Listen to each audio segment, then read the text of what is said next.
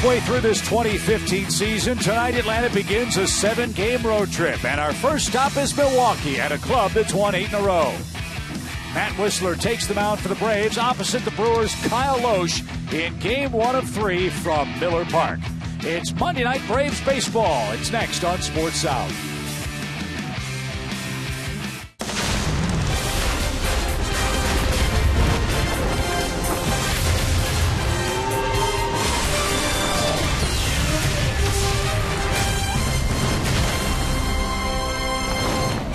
Welcome to the land of beer makers and bratwursts. It's Milwaukee, Wisconsin. A nice crowd filing into Milwaukee's Miller Park on a muggy night for baseball. Should be a lot of fun.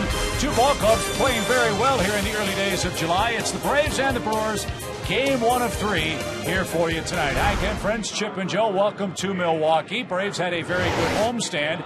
The Brewers had an excellent road trip. The oldest saying in baseball, it's not who you play, but when you play them. Right now, the Brewers, the hottest team in the National League. Our offense right now is better than anybody's in the game, especially over the duration of that 7-game road trip where they won every ball game. They've won 8 in a row, dating back to a game here at home against Minneapolis. And when you talk about those 8 games, runs per game, 7+, hits per game, double digits, well into that with 13.4. They've hit 9 home runs in those 8 games. Now, the Braves in July lost their first game in July yesterday. They're not scoring a ton of runs, but they are winning, and the pitching has been very good. Tonight, Matt Whistler gets his 4th start, so it'll be up to him to try to quiet some of these hot bats. We'll find out if good pitching can indeed stop good hitting. And hopefully it will in the early innings, which has been a hallmark of the Brewers ball club on the road trip. A lot of first and second inning runs.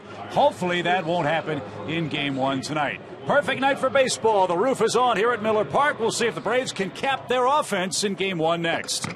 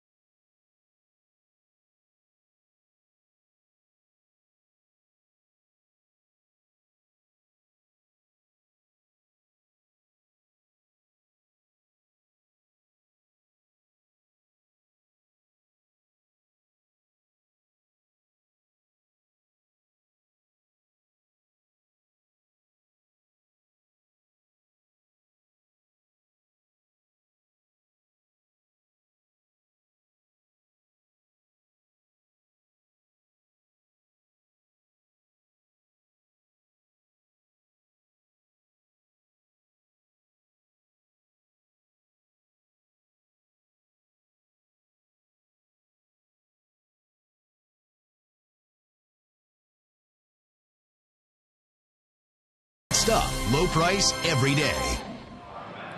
Welcome back to Miller Park for the beginning of this final road trip before the All-Star break, where the Braves look to slow down the streaking Brewers here in the first of three in the land of cheese. Good evening, everyone. I'm Andre Aldridge. You know, there are many reasons why Baseball America had Matt Wisler ranked as the #1 overall prospect in the San Diego Padres farm system this spring. We've seen the physical nature of why that was noted, but guess what?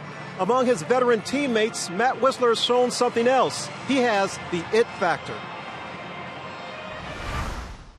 You know, there's certain things in this game that you need to have, but yet you can't teach. You know, he's well polished, competitor. You know, true competitor, and that's what you want. Obviously, his stuff speaks for itself, but there's these other, unwritten, can't teach, little elements that you do need to have to sustain a career, in this game. Well, he talked about that. He also added, hey, this guy has what's known as the look, and you can't fake the look. You just got to have it. And when the pressure is on, that look is still there. His teammates have seen that, Matt Wisler, and hopefully we see it tonight right here in Milwaukee. We need to take a quick timeout, but when we return, it's the first of three. Bravos and Brewers. This should be good to the very last drop. Chip and Joe with the call right after the quick timeout.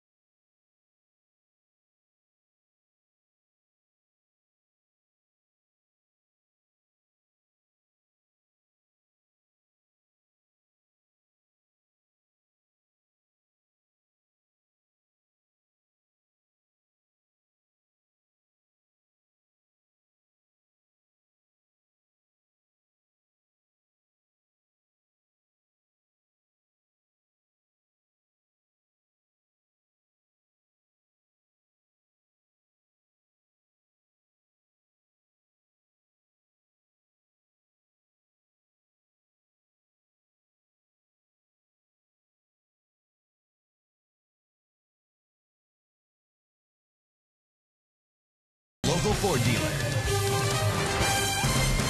Minutes away from baseball in Milwaukee. It's the Braves and Brewers, game one of our three-game set. Before we get underway with first pitch, a life-changing day for Braves starter Shelby Miller, named to his first National League All-Star team this season. Joe, there are his impressive numbers. Were it not for abysmal run support, he'd be much better than 5-4 in the first half. He'd be close to 10 wins, if not have 10 wins by this point, Chip. So I'm proud of him, happy for him that he was, in fact, the only Brave selected for the All-Star team, and well-deserved. Let's get Shelby Miller's reaction on the announcement a moment ago.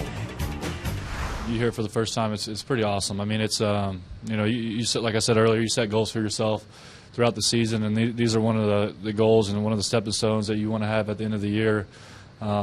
Just grateful for the opportunity. I mean, it's an amazing experience. Couldn't have done it without my teammates' help and how they helped me and all that stuff. I mean, I'm just happy to represent the Braves, and for the first All-Star, it's pretty amazing. Joe, have a feeling this is not going to be Shelby Miller's first and only All-Star appearance. I wouldn't think so. It's just a great accomplishment especially when you come to a new ball club and you have to get to know so many new people and they get to know you. But he's done a great job for the team. And speaking of the Braves team, they've done an excellent job. 40-42 in the first 82 games, and a different look for Freddie Gonzalez's lineup. He's going to rest Jace Peterson, Cameron Maben atop the Academy Sports and Outdoors starting 9. That means Nick Markakis hits second, Kelly Johnson third, Juan Uribe cleans up, A.J. Przinsky hits fifth, Matt Whistler makes his third big league start, and Cameron Maben will take aim at Kyle Loesch, the Brewers starter. Boy, take a look at these numbers for the 36-year-old right-hander. His home games, an 8.16 ERA. Are you kidding me? And his road ERA, 4.53. That looks a whole lot better, but that's even high. And 12 of the already 19 home runs he's allowed have come in this ballpark, which is a terrific hitter's park. The roof is on. The panels, which hide the exterior, are open. We'll see what effect that has on the flight of a baseball tonight. And at 7-11, we're underway with Cameron Maben taking a strike. And right there at the knees, it's quickly 0-2. Gary Cederstrom has the plate for game 1 tonight. Cameron at 294, 7 home runs.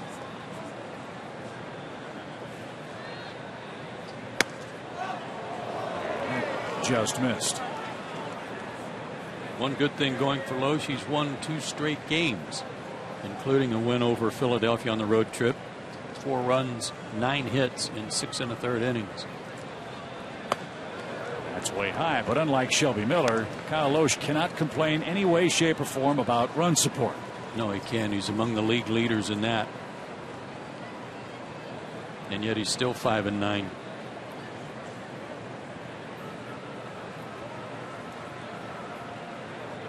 Two balls, 2 strikes. And a shot towards shallow right. That's going to get down in front of Ryan Braun, and Cameron Maben behind him the count 0-2. Serves the leadoff single, and that's how the game starts for the Braves. Here's a look at the Milwaukee defensive lineup. Excellent defensive outfield. Gerardo Parra has a cannon in left. Gomez in center. Ryan Braun in right.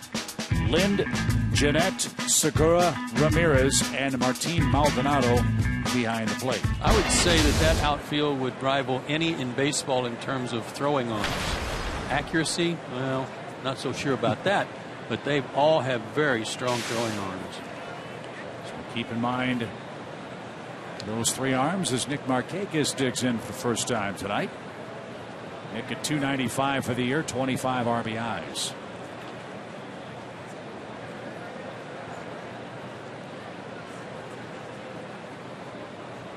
Maben's got a good lead.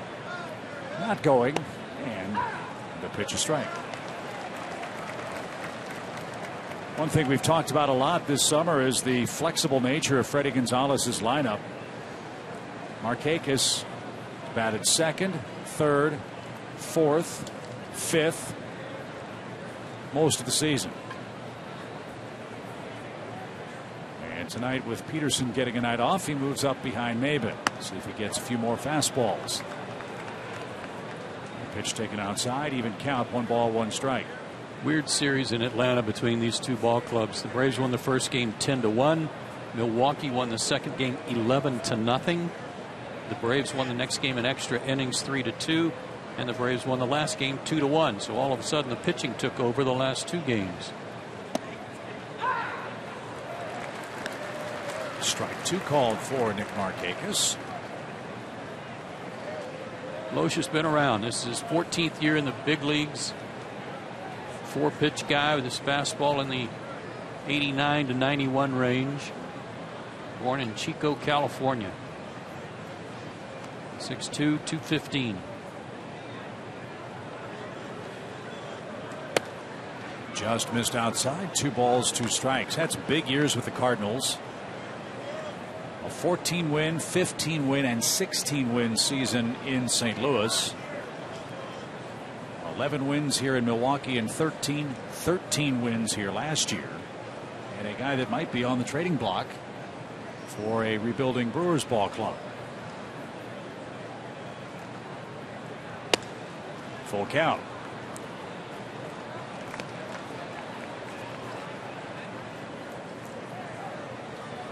Maldonado's had some pretty good luck throwing out base stealers. He's at 34%. That's a good number.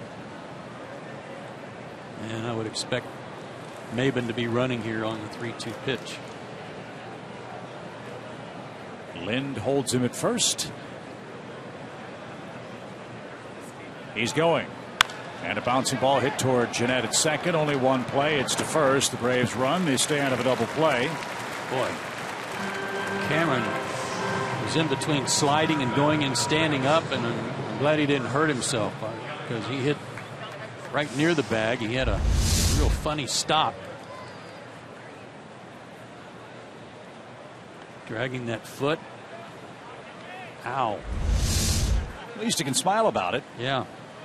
There's not much he doesn't smile about. And that's understandable as well as he's playing for the Braves. Here's Kelly Johnson, key man in the inning. 6 homers, 25 knocked in. An early run would be nice in this hitter-friendly park.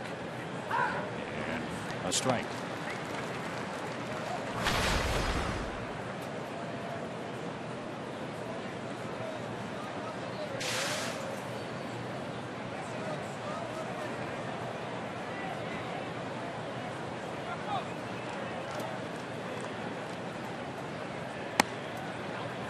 That's inside. And the count from Loesch now 1-1. Good numbers for Kelly in that department. Good numbers for Kelly against Loesch. He did not play in the series against Milwaukee and Atlanta. He was on the disabled list with that oblique injury.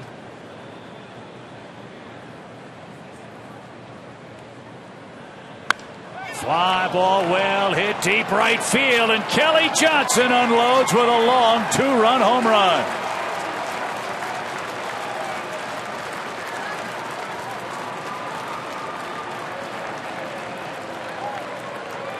The Braves are giving Milwaukee a taste of their own medicine. 2 quick first inning runs. Kelly Johnson's 7th homer makes it 2-0. And his first homer since May 5th, before that oblique injury. Like a hanging changeup. And I mean, he belted it over the Braves bullpen and into those bleachers up there where those people are sitting. Well into the bleachers. Wow. Kyle Loesch has surrendered 20 home runs in 18 starts. And Matt Whistler does have an early lead to play with on Kelly Johnson's 2-run homer. Here's Juan Uribe. He's hit 7 long balls this year. And he drives one deep to left field. Did he keep it fair? He did not. It's a foul ball. Woo. I thought that one might have a chance to wrap around the pole. July 1st, A.J. Przinsky and Uribe went back-to-back. Juan just missed a back-to-back shot behind Kelly Johnson here in the first inning.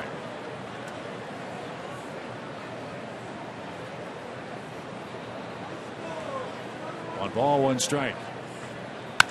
Up the middle, a base hit. 3rd hit of the inning for the Braves.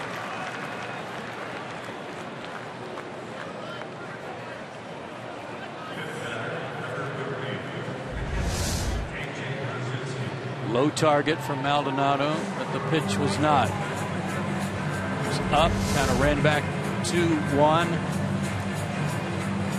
He's got a good run working himself. He had a good homestand, 6 for 19 with those 2 homers. Just missed one right there on the foul ball.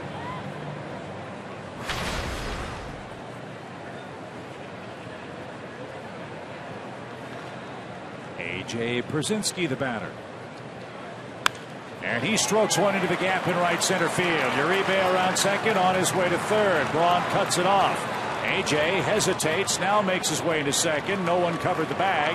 And Przinsky doubles on the first pitch. 2nd and 3rd, 1 out for Atlanta. They're a triple away from the cycle in the first inning. Boy, Loesch is not missing too many barrels so far, is he? Breaking ball up. A.J. stayed back nicely on it. And the ability of Braun to get over and cut that ball off saved a run.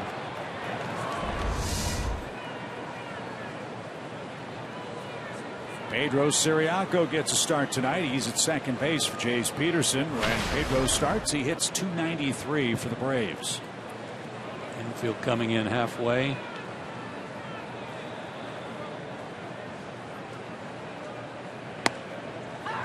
But you're right about giving them a taste of their own medicine, Chip, because that's what Milwaukee did on this recently completed road trip. Just about every game they were scoring in the first inning. I mean, we read the press notes every day. I can't remember going through a lineup and seeing as many guys as red hot in order as the Brewers lineup has right now. Almost every one of them's hitting 400 on the trip. That's to Ramirez on contact. Uribe's caught in a rundown. He's tagged out, and hustling to second is Ciriaco. Uribe is out 5-2. Runners second and third now with 2 outs. No harm done. Still wound up with runners at second and third.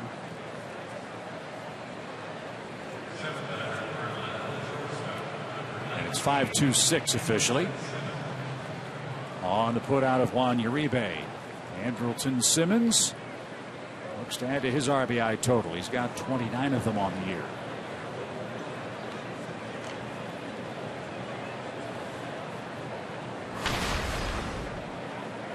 Anderson had a rough homestand. 2 for 21. I'm sure he will welcome that day off tomorrow.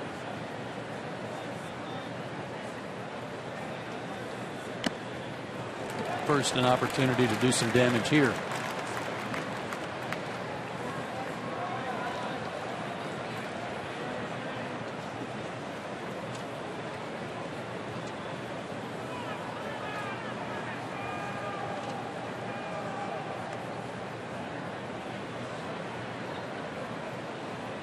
No balls at a strike. Bouncing ball to Ramirez at third. He gloves, grabs, and guns to first. Braves played a pair of first inning runs. First time they've done that in nearly a month. Good start for Atlanta's offense. Now Matt Whistler goes to work. He'll try to tame the Brew Crew in the bottom of the first inning.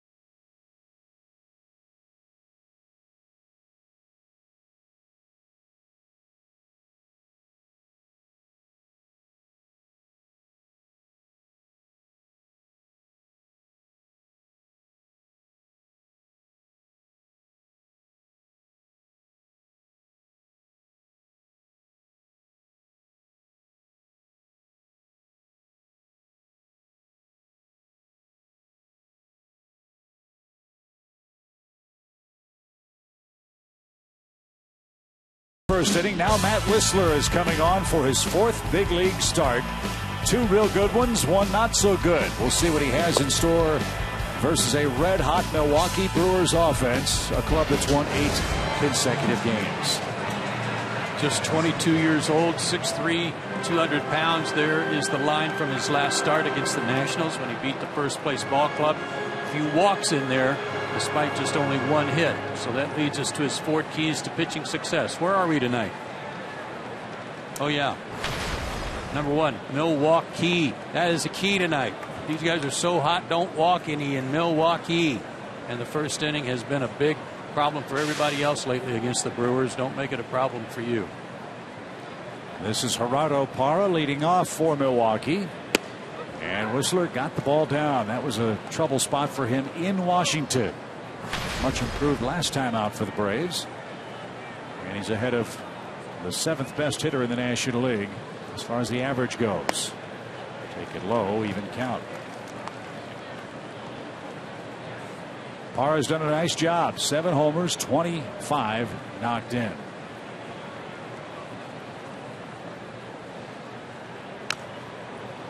That's off AJ's glove.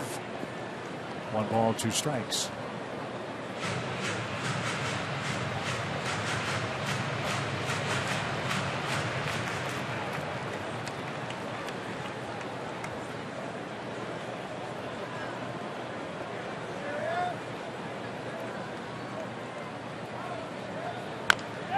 That's rolled foul at first, and we'll do it again for a former Arizona Diamondback, Gerardo Parra. Since 2009, only 2 other men had more assists in the outfield than the Brewers left fielder, Jose Bautista and Alex Gordon of Kansas City. And Parra is still a young man, just 27 years old. Got away with a breaking ball there. Hung it up in the letter area.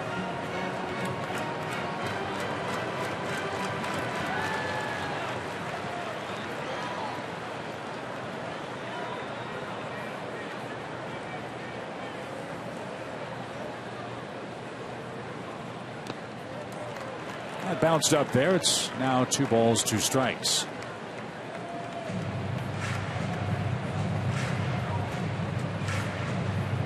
Parra has never hit for a ton of power. The most home runs he's ever hit in the major leagues is 10 in a season. That was in 2013 with the Diamondbacks.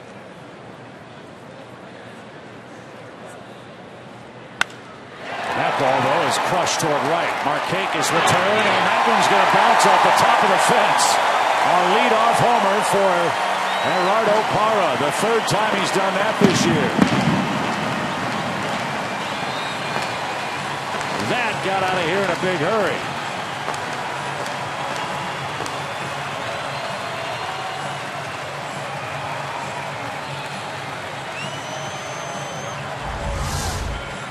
And another 1st inning run. You say 10 is his career high. He's already got 8. We're just barely at the halfway mark. So the Brewers have not cooled off offensively yet. 2-1 for Scooter Gennett. He was in the minor leagues when Milwaukee was in Atlanta.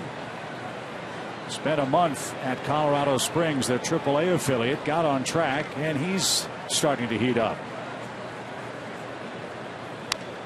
That's fouled away. 1 ball, 1 strike. I would say that none of these numbers are, I mean, other than red hot, of course, but none of them are surprising coming from the likes of Parra, Braun, Lynn, Gomez, Ramirez, except for this guy. This guy, because he was really struggling early in the year, has come back with a real vengeance. Last 11 games, Gennett's hitting .357.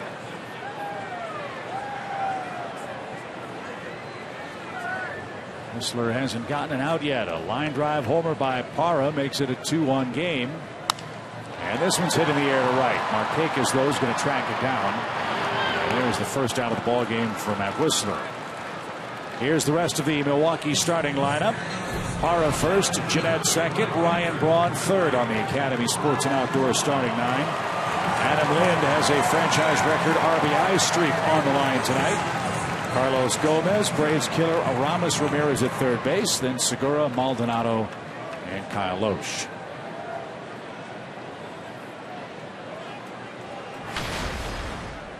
Braun's riding a 10-game hitting streak. 15 homers, 55 knocked in for the Brewers right fielder. Mentioned what he said last week on our just completed homestand. Brewers are way back as far as the second wild card is concerned, but it's Braun's hope that the Brewers can play themselves back into contention.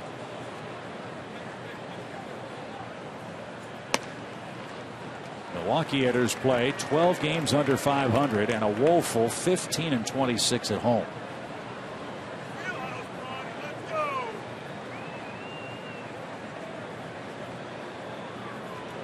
This is Greg Counsell's 60th game at the helm of the Brewer Ball Club as this one's hit third. Braun not happy as he rolls out for the second out of the inning.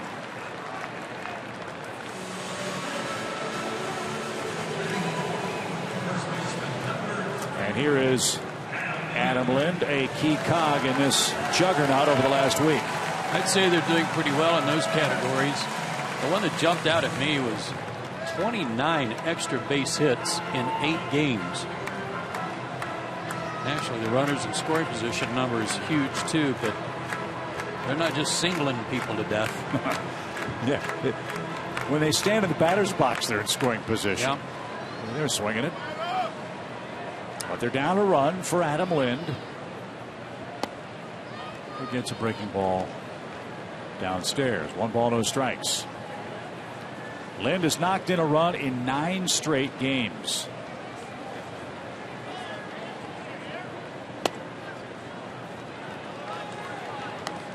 That ties him with George Scott, Cecil Cooper, and Carlos Lee for the longest RBI streaks in Brewers franchise history.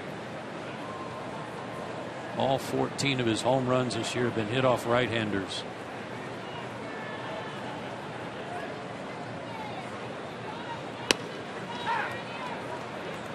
Good fastball. 2 balls and a strike.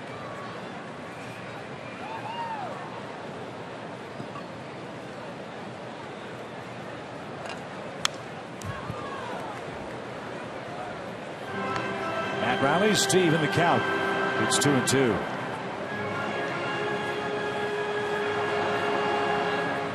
Lind was a former Toronto Blue Jay. Marco Estrada was traded for Lind, who struck out to end the inning. A line drive leadoff homer by Gerardo Parra cuts the Braves lead in half. Whistler holds serve and leads 2-1 after 1.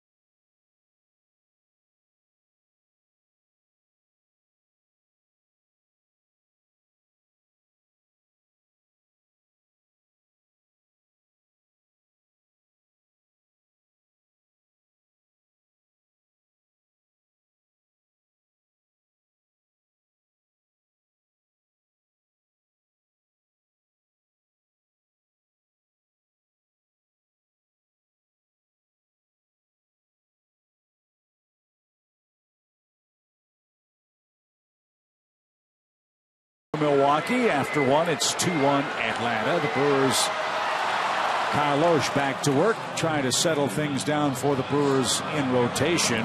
Right now, from an ERA standpoint, he might be their weakest link.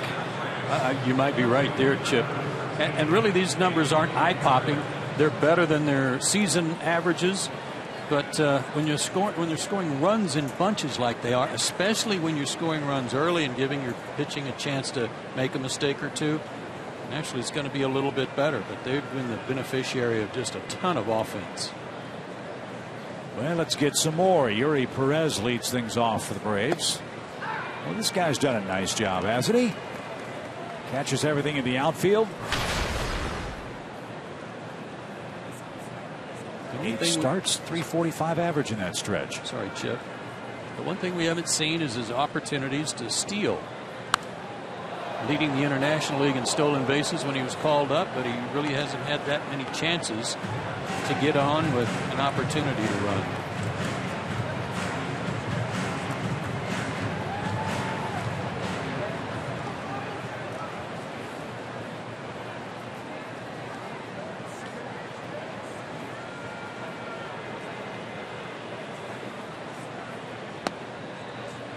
Just missed. A ball and 2 strikes.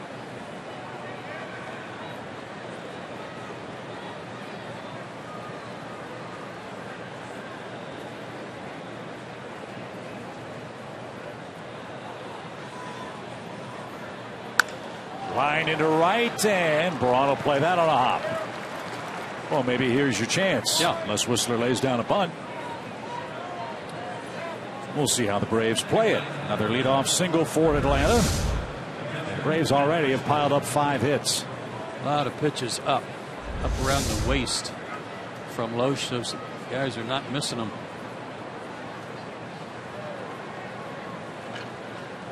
Whistler already has his first big league hit and RBI. Already has a sacrifice bunt too, and he took a strike.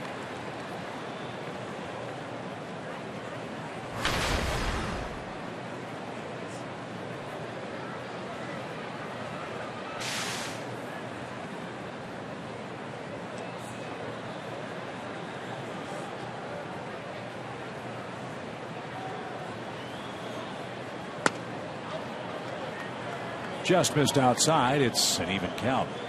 Why you would like to see Perez take off and then maybe have Whistler bunt him to third. The one thing you got to consider here is that when the pitcher's up there to bunt, they're going to feed him a lot of hard fastballs, trying to force a mistake. And fastball, not the best pitch to steal on. Short lead. Whistler swings this time and didn't get it. It's a ball and 2 strikes.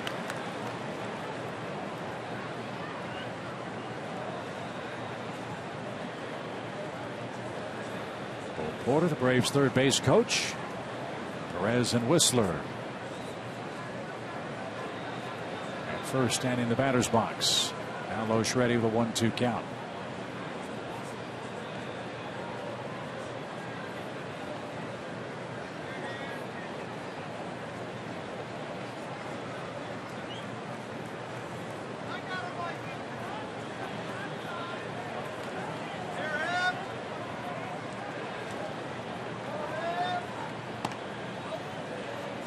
Well, you're right.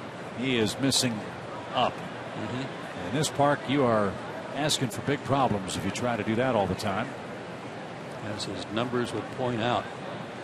An 8 ERA at home coming in. He's given up 2 already. Was very fortunate not to give up more in the first inning.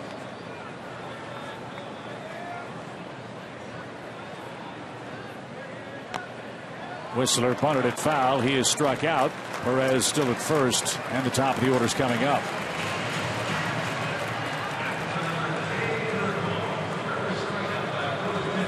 First strikeout for Loesch. We've not seen many missed opportunities on sacrifices from the Braves pitchers this year. That's a rare one. See if Maben can pick up his pitcher. See if Perez gets an opportunity now.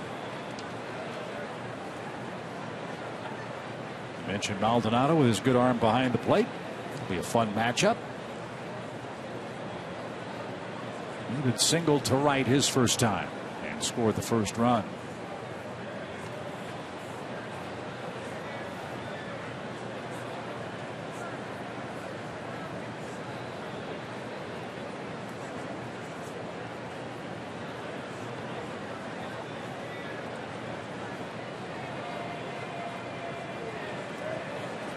Good lead.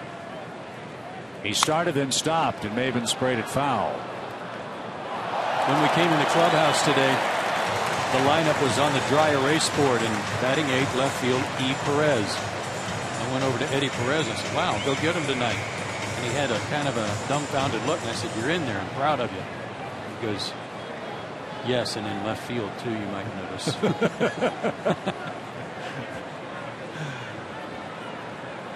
No balls and a strike. And back to first. As a young, inexperienced major league player like Perez, is it tougher scouting a pitcher as a hitter or as a potential base stealer? Oh, a hitter. You can pick up some of the basics when you get to first. You need to get there first, so find out what he's got so you can figure out a way to get over there and then run. No balls and a strike. Not going. And That's off the plate. I'm sure there's a book on who has good moves, whose move is subpar. But I would assume, too, that the keys for a base stealer are the same thing to look at. You're always looking at a right-hander's left heel. You're looking at his front shoulder. See if he tucks it. See if that's the first thing that goes. Back of his left knee.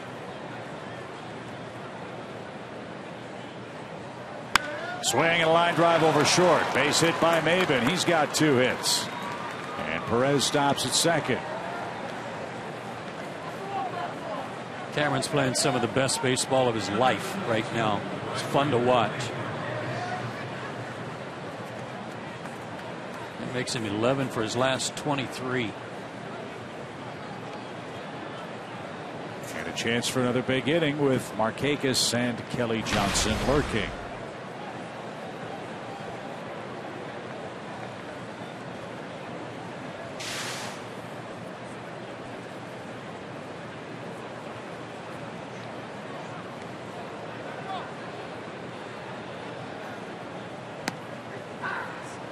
That caught a corner. Strike 1 from Loesch.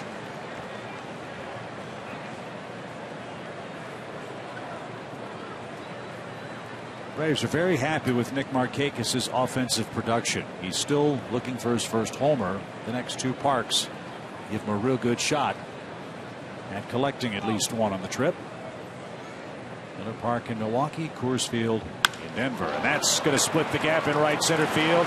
That's going to score at least 1. Gomez cut it off. Here comes Maben to third. He's going to stop there. Markakis doubles home a run. It's 3-1 Atlanta.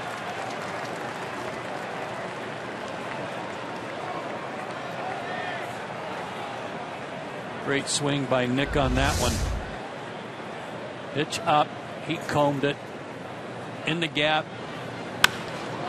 A lot of times, Chip, we talk about outfielders and their ability to quote unquote go get them. So that means running them down in the gaps, catching line drives or deep flies.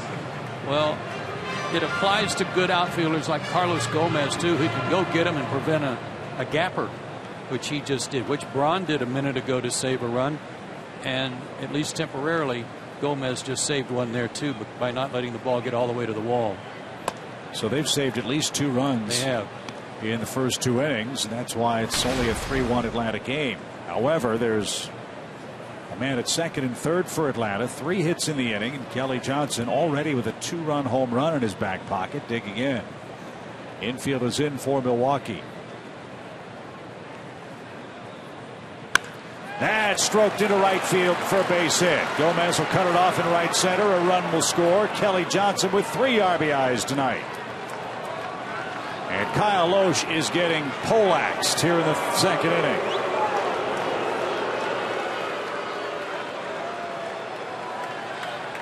Cameron Maben had a little blue pit to lead off the ball game. Since then, it has been rocket time. Fireworks were supposed to have been all last Saturday.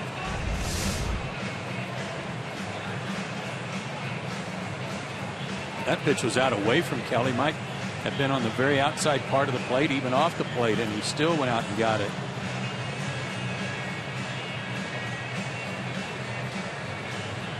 Opponents hitting .313 against Kyle Loesch in his home ballpark. Braves already have 8 hits. And 12 men have batted in the game. Well, again, in this ballpark, you're talking about not only a hot ball club, but a good hitter's park. Pick that guy up at third. Don't leave him standing there. Never have enough. First and third for Uribe, who had a home run cut. Didn't get it. Strike 1.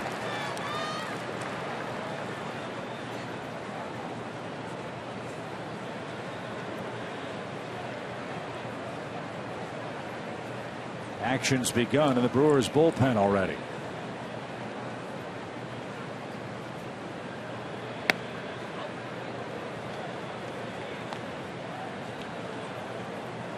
That's David Goforth.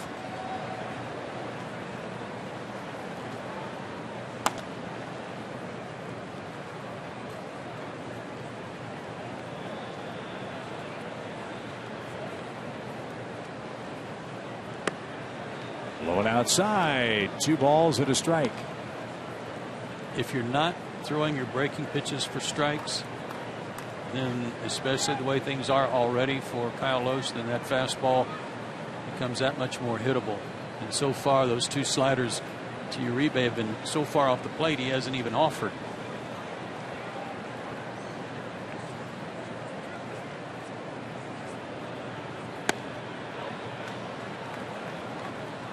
Not close. 3 balls and a strike. So his breaking stuff isn't working. He doesn't have much of a changeup tonight. He's got to be thinking fastball, swing as hard as you can. Yeah, fastball, small zone, real small space, right in his happy zone. Off the end of the bat, double play ball. There's one. There's two. Uribe might have broken his back. However, the Braves score another couple of runs on 4 hits. 4-1, second inning.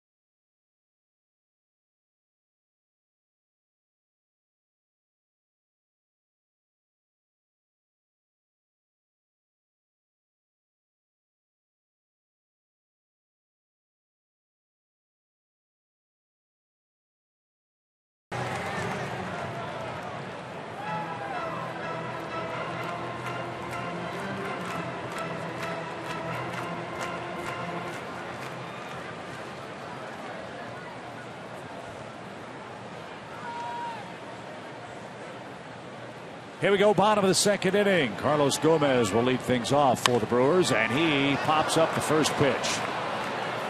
Simmons and Siriaco. It'll be Siriaco with the play. 1 pitch and 1 out.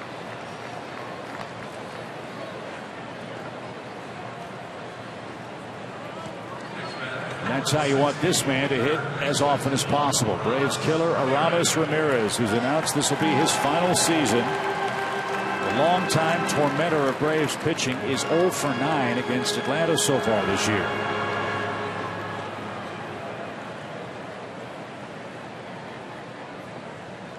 Well, 3.5, 4 weeks ago, it was thought Ramirez was on his way to the Mets. We're looking for a replacement for David Wright and a bat of any sort in the middle of the New York lineup. Well, he's still a Brewer, but the trading deadline is 25 days away. Is he a 10-5 guy? Would he have to approve that? That's a good question. Let me check. He's been with the Pirates, the Cubs, and now the Brewers. I don't think he's been with Brewers. No, check that. This is his 4th season with Milwaukee. Okay. I don't know if he has any no-trade provisions in his current contract. That's possible. But Ramirez has had a really good major league career, especially against the Braves. A shot right at Markakis. Hard hit, but out. And out number 2. Ramirez has had his share of leg problems, especially some balky knees, but boy, the guy can flat out hit. And an excellent defensive third baseman, too. I think that's a part of his game that doesn't get enough mention. Yep. 234 errors in over 2,100 major league games. That's excellent work. Here's Gene Segura. He was out with a fractured finger when we saw the Brew Crew last. He drives one deep to left. Perez, as far as he can go, makes the catch up against the fence. The ballpark just big enough to hold that drive off the bat of the Brewers shortstop. 3 fly ball outs, an economical inning for Whistler, who maintains a 4-1 lead.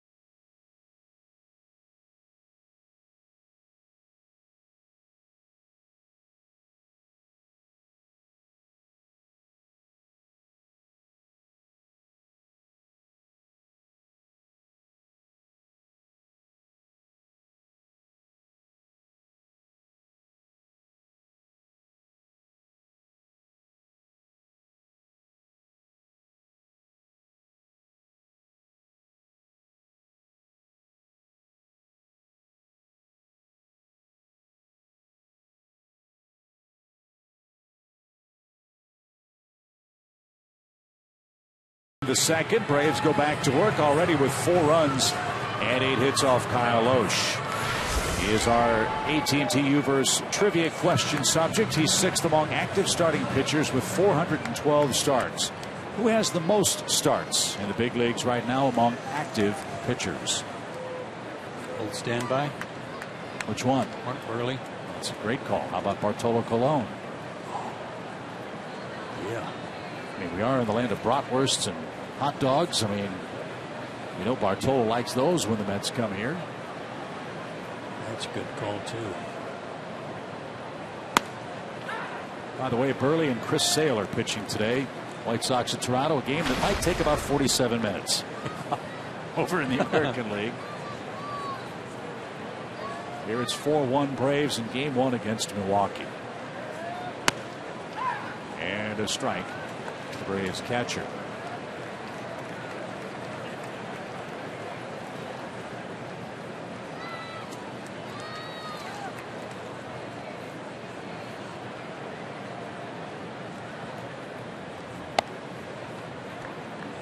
Halfway through the season, if I had to place my bet for a team MVP, this guy, I think, would get my vote. The way he's handled the staff, the way he's handled all the young pitchers in starting assignments, bullpen assignments, his offensive work at the start of the season, which was so big for the Braves. He's worthy of that consideration.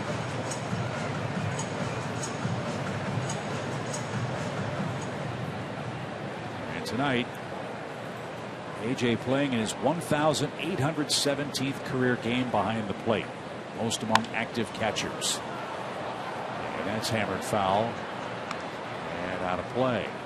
1 ball, 2 strikes. Well, he said 2 days ago, after getting nailed with foul ball on his wrist, he said, I'm 39 years old and never been hit on the wrist, and today I got hit twice. Right, the same spot. Yeah. 1 ball, 2 strikes. And a dribbler foul at first. He was willing that one into foul ground. In fact, AJ said, he told the hitter, "You're going to hit me on the other hand, will you please?" We had enough.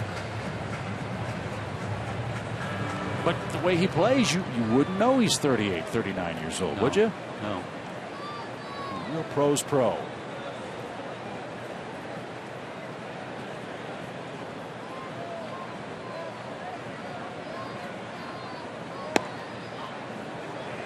Maldonado held it there, but didn't get the call. 2-2.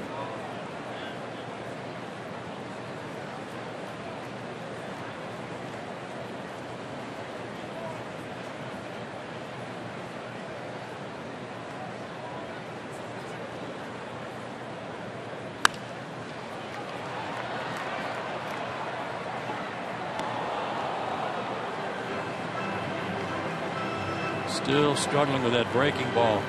Loesch. At least it was up but away from AJ so that he couldn't really turn on it.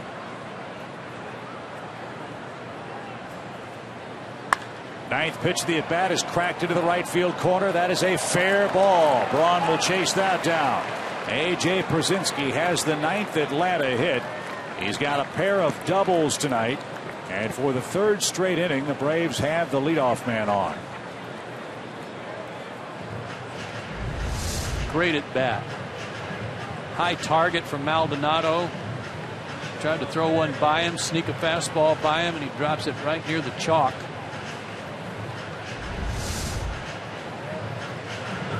Fouled off the breaking ball and pulled the fastball. Get him over, get him in. Get another one. Action begins again for Milwaukee and their bullpen. Goforth is up for a second time.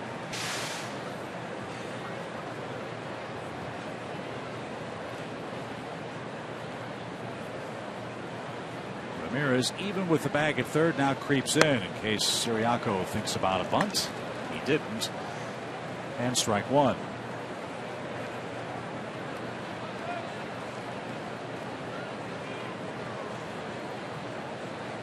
Yeah, nothing wrong with Jace Peterson tonight. He's been an Iron Man at second base. Chance for Freddie to give him a night off. Get Siriaco some at bats. You might see Pedro at shortstop tomorrow night. And Simmons has seen a lot of playing time. Freddie's done an excellent job of keeping guys fresh.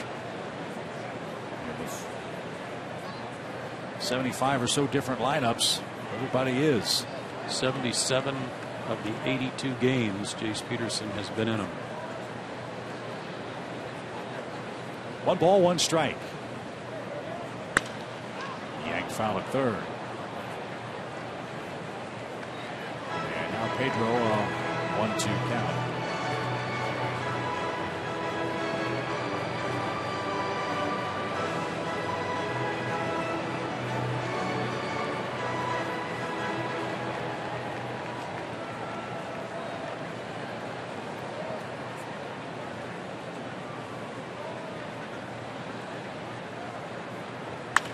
Swing and a line drive toward left. And Parra reaches up and makes the play. He's going to throw back behind Pierzynski, who's back safely. And AJ with a look out to the Brewers left fielder is back safely after the first out. Hey, it was a hard hit ball, but it didn't do the Braves any good. Didn't see Siriaco attempt to try to get him over to third base. All you got to do is play one series in this stadium to know that every run is important. Yeah, 4 may not be enough. No. Not the way they're swinging it. Let's see if Simmons can pick up Siriaco. He rolled out to third his first and only time up. And a little dribbler toward first. That'll get the runner to third, but it costs Atlanta a second out. And now the 8th place hitter Perez is scheduled to hit with the pitcher to follow. We'll see how the Brewers approach Yuri Perez.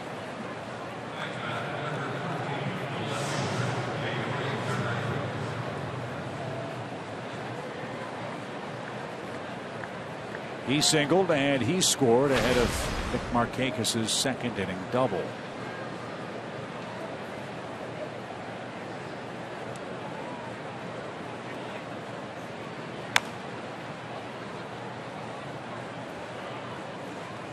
Strike one.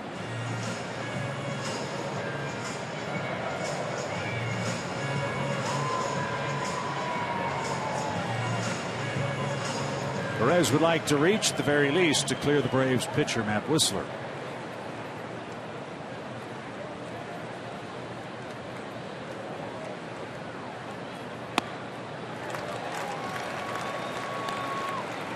Nothing in 2.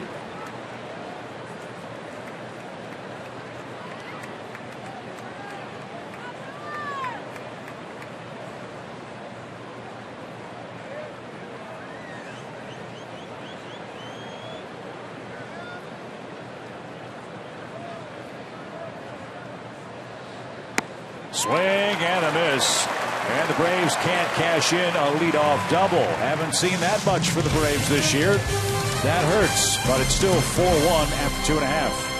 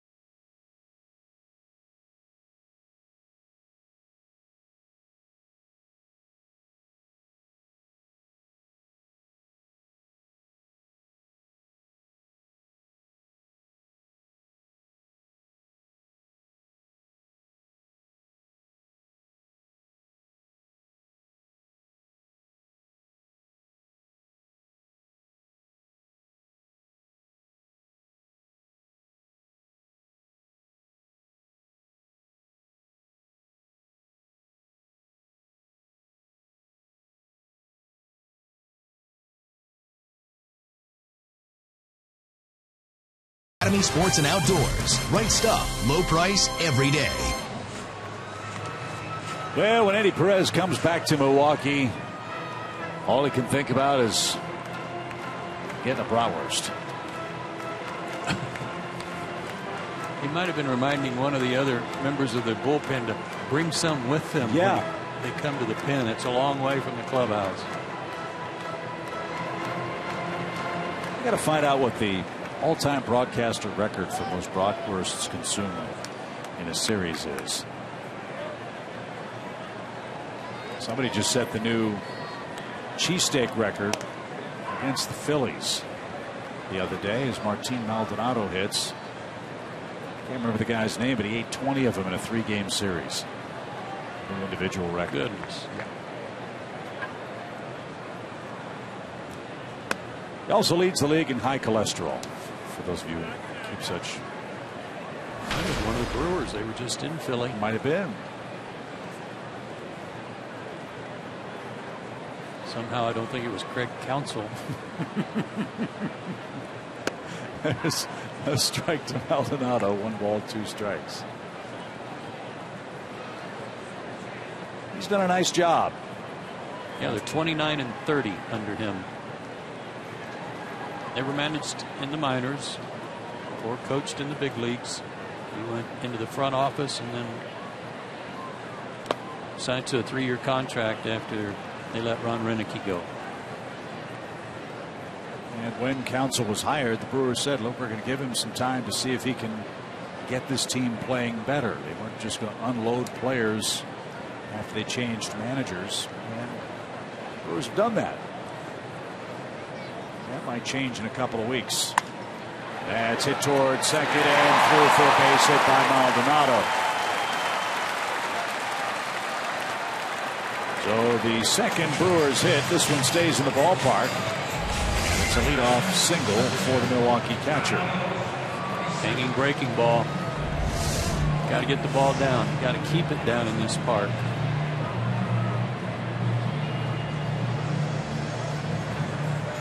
Loesch has 3 sacrifices this year, but he's also a pretty good hitting pitcher. He's got 6 hits already. He sports a 207 average. And he pops the bunt foul. And that's a strike.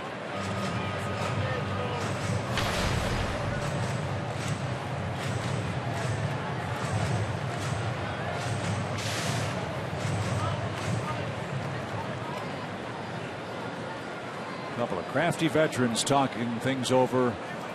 Loesch and Przinsky. There's a strike. Loesch will turn 37 this October. Broke into the big leagues in 2001 with the Twins. Spent a couple of years with the Reds, part of a season with the Phillies, then the Cardinals. This is his 3rd year with the Brewers. 0-2 pitch. And he got the bunt down. Whistler's got to play at second. Hesitated, and that nearly cost him.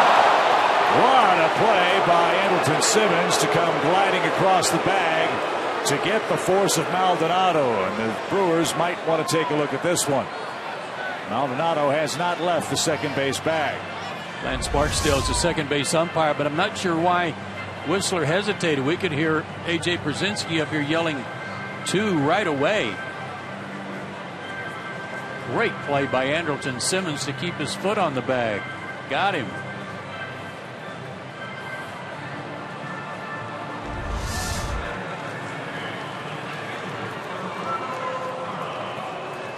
So I don't think the Brewers challenged the call. They accepted the outcome of the play. And here's a look.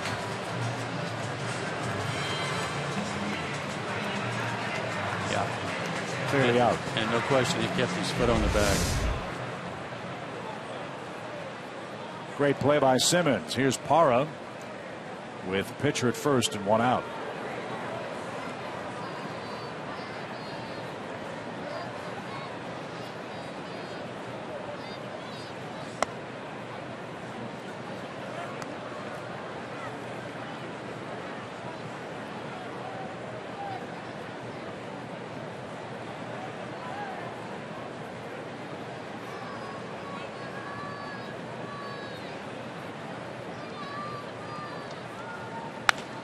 Ground ball. Nice play by Kelly Johnson. Flip to the pitcher covering. There's the second out. 2 good defensive plays by the Braves. Loesch in at second. And Scooter Gennett will be the hitter.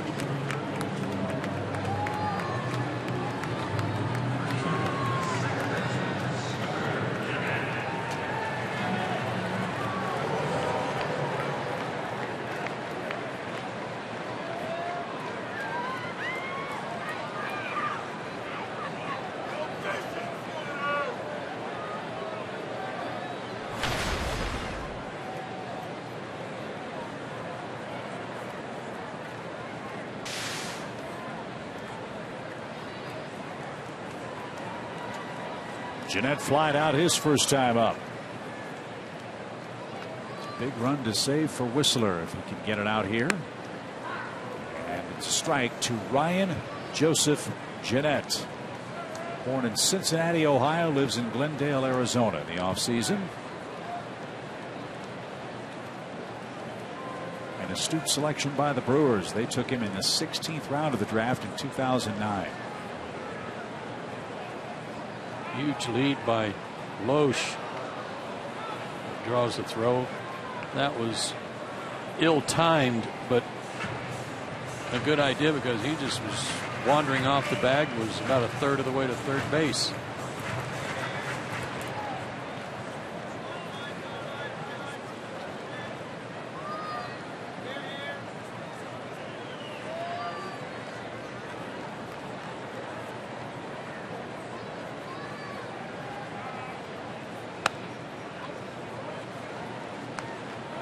One ball, one strike.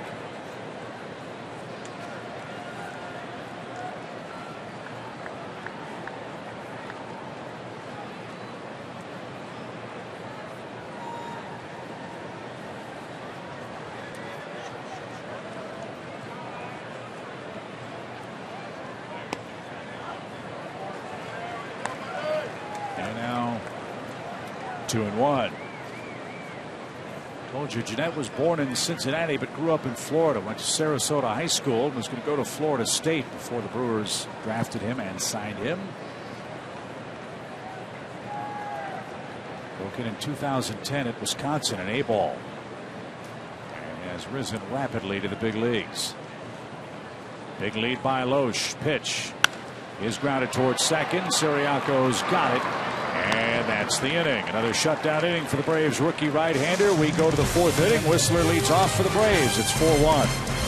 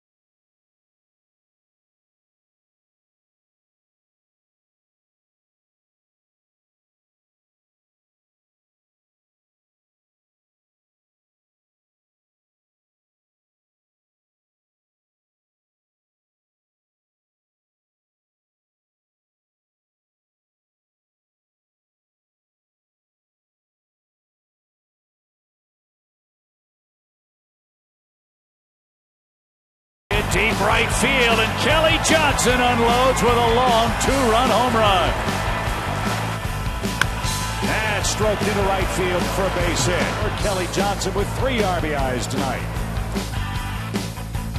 Big night for Kelly Johnson. A.J. Przinsky with a pair of doubles as well. Matt Whistler's allowed a run on 2 hits in his first 3 innings, and so far so good, Joe, for the Braves on this road trip, which begins tonight in Milwaukee. Always nice to get off to on the right foot, scoring runs early. The Braves got 2 in each of the first 2 innings and really could have had more, and they've had an opportunity there in the 3rd inning with a leadoff double to add to it. So don't let up, add on, get some more. And it's Matt Whistler who will begin the Braves' 4th inning. Whistler tried to bunt back in the 2nd. He struck out.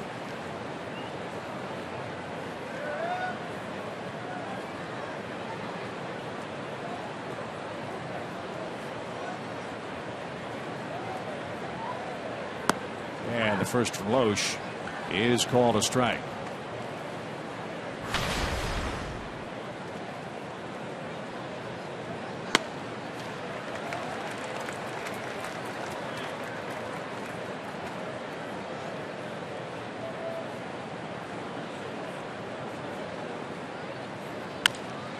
Segura at short. Gets his man. There's the first out. And we go back to the top of the order. Cameron Maybin. Let's not forget his night at the plate. Maybin with 2 singles and 2 runs scored.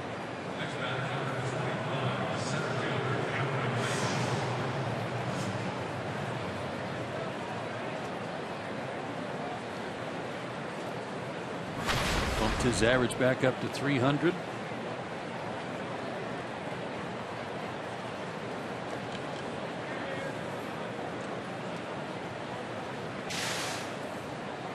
Hitting .500 during his 6-game hitting run. 1 ball, no strikes.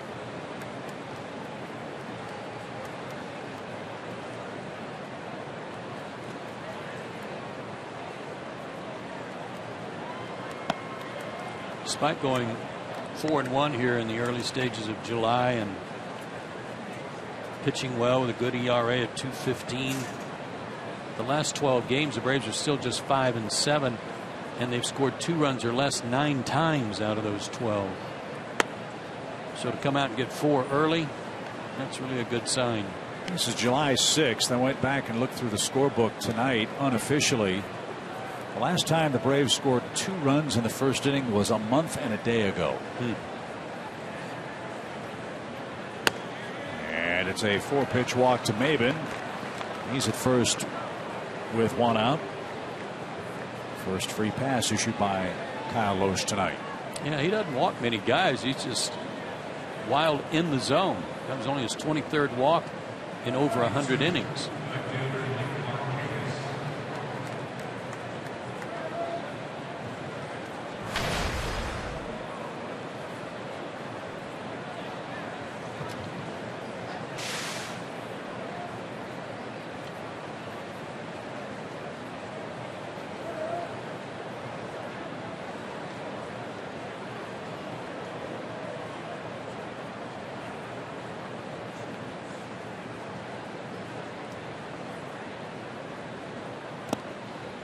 Maldonado, a nice stop. 1 ball, no strikes. Markakis 5th in the National League in hits. And all 4 of those players in front of him, I believe, made the All-Star team.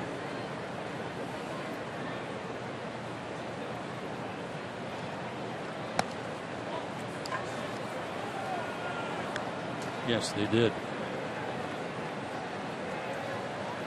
That's the Braves All-Star representative, Shelby Miller. Named to the National League squad just before first pitch tonight. His first All-Star selection.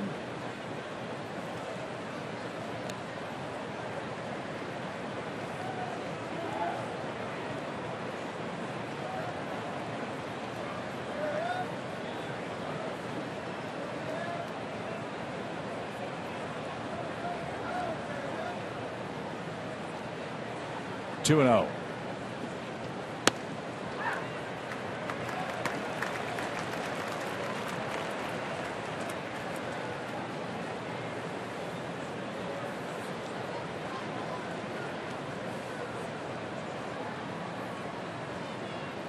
Whistler has a 3-run lead in his 4th big league start tonight.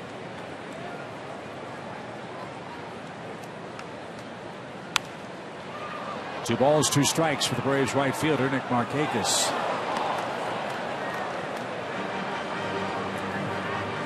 Those hits, that hit total we showed you, includes 17 doubles for Nick.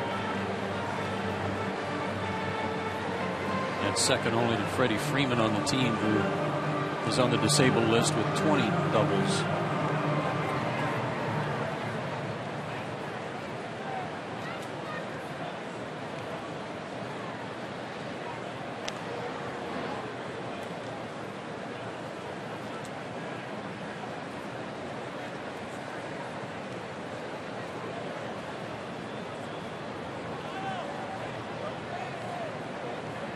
Lead for Cameron.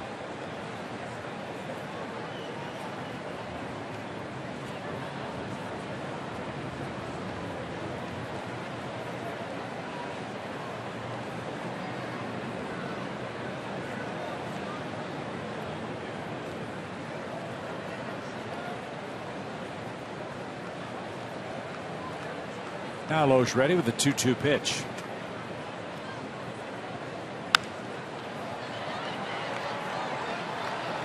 That's out of play. Good Monday night crowd here in Milwaukee. They're averaging over 32,000 per date.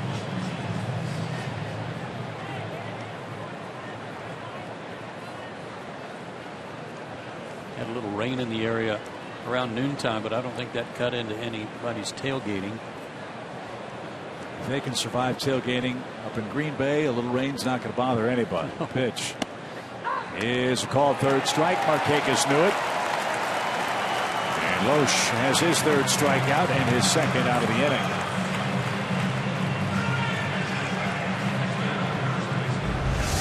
Let's take a look at the PNC Bank box tracks. Boy, right at the bottom of the zone, but no argument from Nick. Good pitch.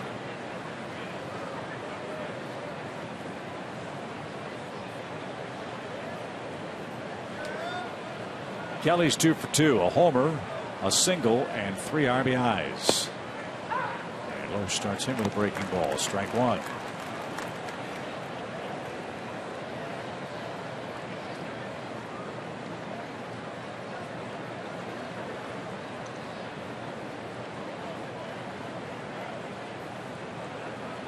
If the count goes to 0-2 or 1-2 on Kelly, then I would say good time to run. If you get thrown out, Kelly will lead off the next inning. But right now, the way Kelly's swinging, as hot as he is, I kind of want to give him the opportunity to swing the bat. Take advantage of that hole on the right side. Well, there's the 0-2 count now. Let's see if Braves are thinking along with you here.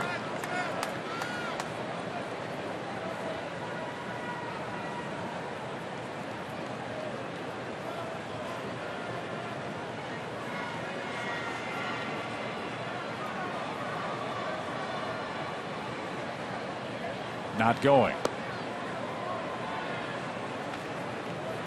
1 ball, 2 strikes.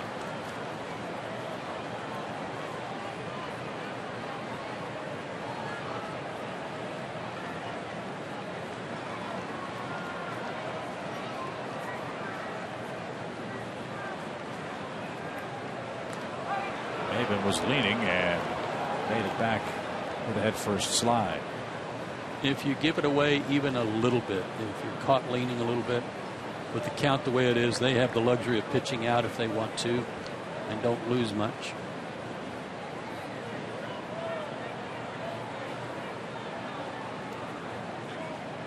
Not going. Up and in. 2 balls, 2 strikes.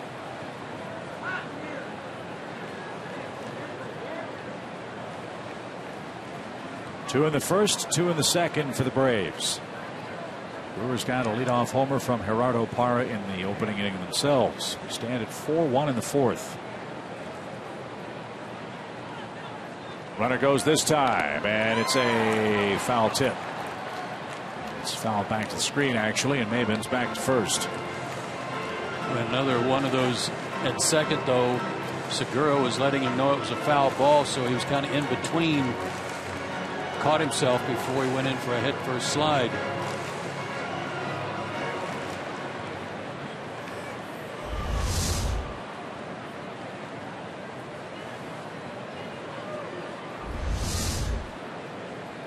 Again, the 2-2 pitch for Kelly Johnson. Maben doesn't go, and it's a pop fly over the Braves dugout out of play. This is not a whole lot unlike the at bat that A.J. Brzezinski had leading off the 3rd inning when he doubled. It took 9 pitches for him to get the fastball, but he fought off a breaking ball or 2, and then it was like Loesch tried to sneak a fastball by him and couldn't. 7th pitch of the at bat. Instead to first. With these long innings, you're seeing a lot of the Brewer defenders pawing around the grass, making slow circles in the outfield, the infield. Long innings defensively. See if that helps the Braves' cause here. 2-2. There goes Cameron. And a shot down the right field line. Just foul. Kelly Johnson missed an extra base hit by inches.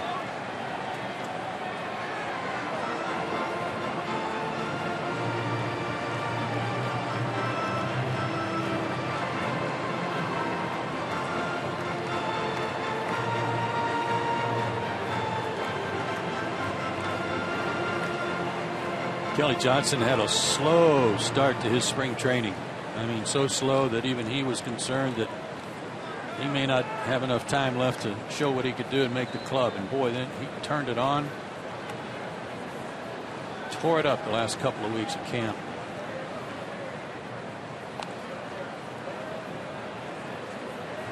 He's another man who's been such a value for the Braves in 2015. His ability to play multiple positions.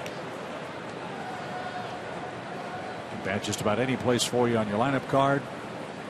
Another pro's pro. 2-2 pitch. And this one hit in the air toward right center field. It's curling out toward Gomez, who makes the play. And that'll retire the side. Another long inning for Kyle Loesch. The Braves can't break through with another run. Home fourth coming up. 4-1 Atlanta.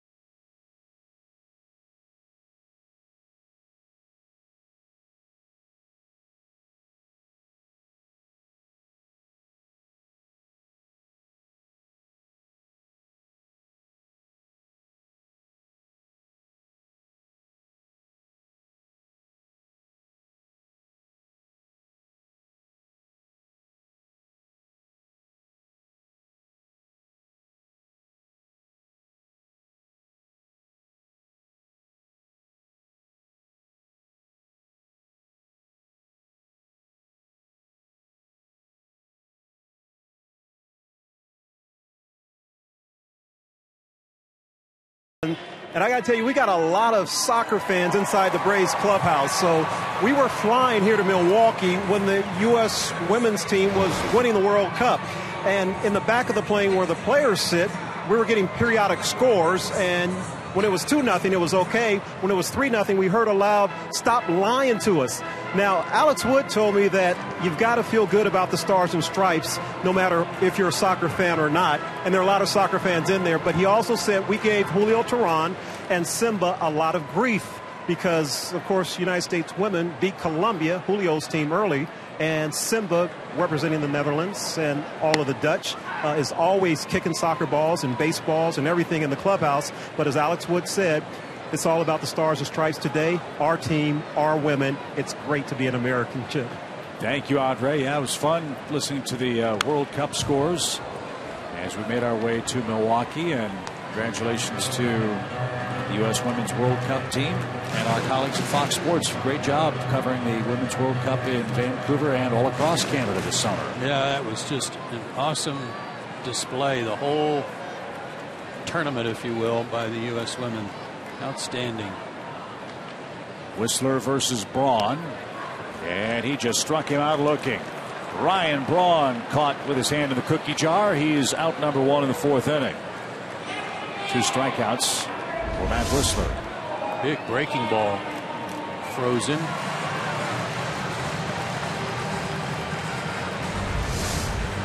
Nice job by AJ to frame that too. The first time we've seen that pitch from Matt tonight. Might be. And that's something else that AJ, I think, has done a real good job with the young starters, Banuelos in particular as well. Didn't let them show all their pitches the first time through the batting order. So he's got another weapon to make the Brewers think about here in the middle innings. This is Adam Lynn. Good fastball. He took that. Strike one. Lynn struck out in the opening inning. Still like to see that hook down a little bit. Got Braun to take it because he froze him. Fly ball center. Plenty of room for Cameron Maben. And there's the second out.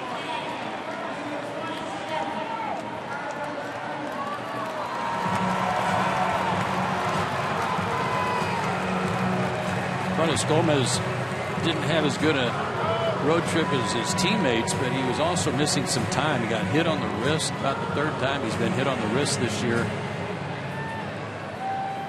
He had a grand slam in the game on Friday in Cincinnati. He had I don't want to say funny line, but he had a line worth noting the other day after he was hit on that wrist for a third time. His quote was, "I try to play like a good boy and take it like a man and go to first base. But one of these days it's going to get real ugly when another pitcher hits him on a up and in pitch." You see the protective pad Golly, I sure do. On that bottom hand. It's amazing he can even swing the bat with that thing. I know. Look at that.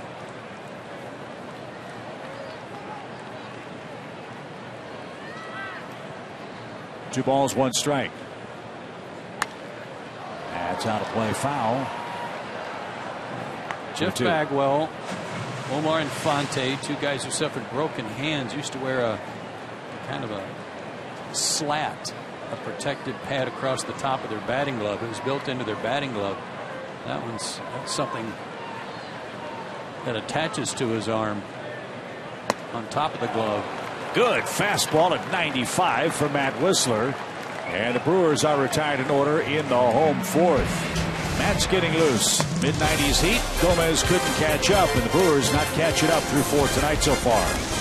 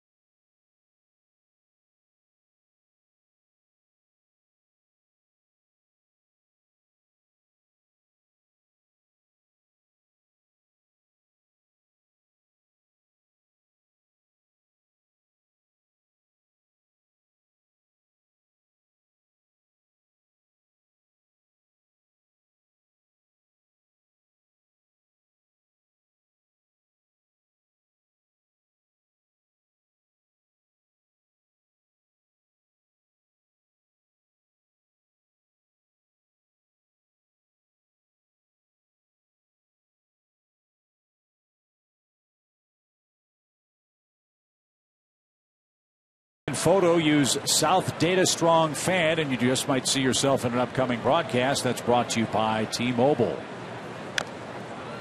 We go to the 5th inning. 4-1 Braves lead it. Uribe, Przinsky, and Siriaco are coming up.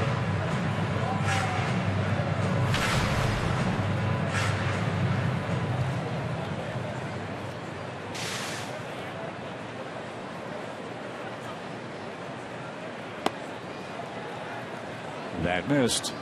It's an even count. I mentioned earlier the Braves had scored a lot of runs in the first inning, but I misspoke. We didn't work the game on Saturday. The Braves, I forgot, scored 4 runs in the first inning. Our just concluded series. But past that 4-run outburst, you have to go back to early June to see as many as 2 in the opening inning for the Braves. And that's what they got tonight. 2 more in the second. And a 2-1 count for Juan Uribe here in the 5th. And that's high. Miller Park, beautiful place. Great home for the Brewers. Fans much more comfortable here than the old digs across the street. Old historic County Stadium.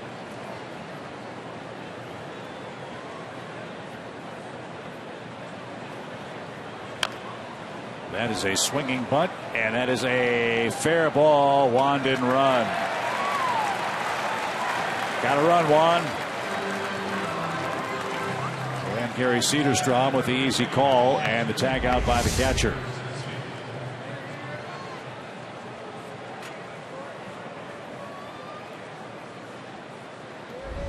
I don't know if he thought that hit off the catcher and came back at fair territory, but surprised him that it was a fair ball and a clean fair ball.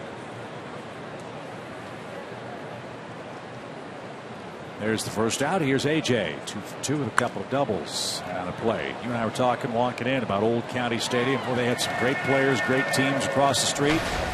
And they had the most unique light towers, I guess, in baseball. They look like light standards on top of gigantic telephone poles. Remember? It would sway in the breeze.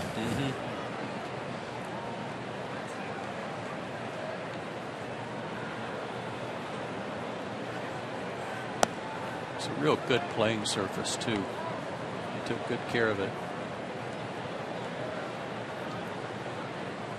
But it had seen better days by the time this park was built. Yeah. 1 ball, 1 strike. And a ground ball foul. First time I'd ever been to County Stadium was with our old pal Dave Niehaus with the Mariners. And right behind home plate, they had a delay a game. A pair of skunks. Nice. To the ballpark. And so they had to call time. As Loesch turns it loose, and AJ hits it to left. He's 3 for 3. Look at Loesch stare at him, too. They were talking when Loesch batted last time up. Loesch followed through, froze on his follow through, and then just turned around and stared at AJ like, you gotta be kidding me.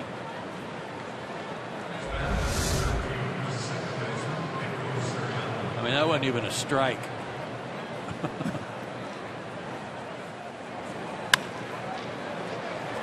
Put it in play. Something good might happen. Thing of beauty. So it's the Braves with 10 hits tonight, not Milwaukee. Brewers have just 2 so far. Milwaukee did not take batting practice today. As they got back from the road trip, the Braves did. And that, unfortunately for Mr. Loesch, has continued in game action tonight. He has been hit hard. 4 runs, 10 hits.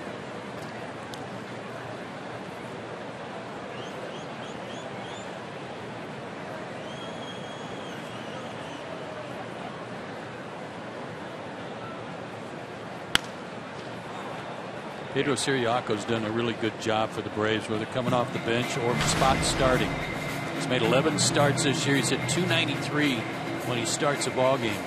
Tonight his swing is long. I don't know if sometimes a ballpark like this can get in your head where you think you need to pull the ball or drive it, especially when the team's had some success early in the game against Kyle Loesch, and he's given up 20 home runs this year. But he's long tonight.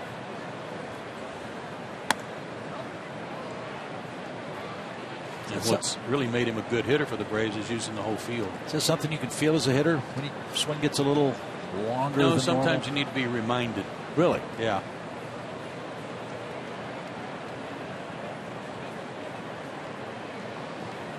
Sometimes it almost feels like you think you're taking an aggressive cut, good cut, but it's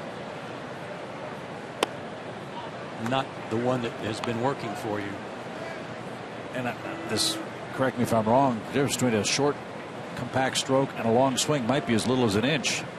The guy's throwing 92, 93 miles an hour. But it's very noticeable if you cast your hands out away from your body and then kind of drag the bat through the zone, as opposed to keeping your hands inside the baseball like that and trying to hit it back through the middle. Segura backflip to second, and Przinsky in standing up. Heads up play by the shortstop and by Scooter Gennett to cover the bag. But everybody's safe as Ciriaco has a hit. And the Braves have their 11th tally of the night. And Simmons will hit with 2 on and 1 out. That was a very heads up play by Segura.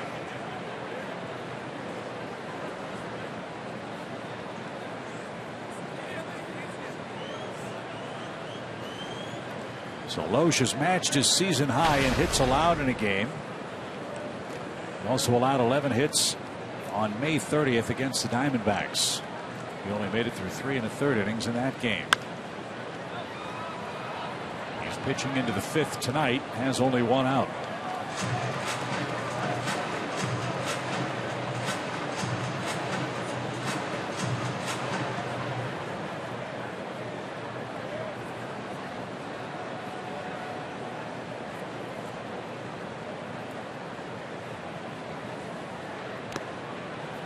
Maldonado, a nice stop, even count.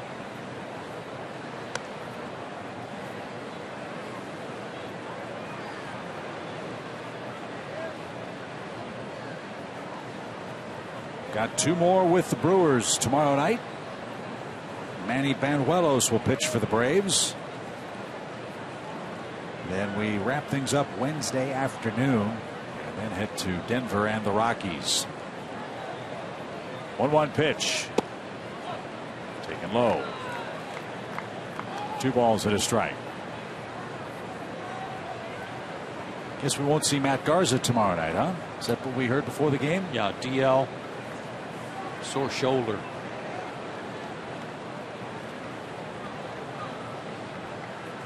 Two-one pitch. Ball 3.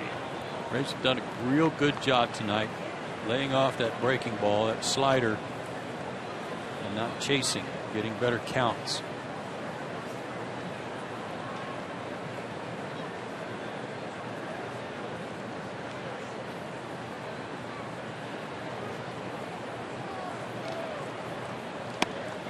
Did he go? Yeah, he did. That was ball 4.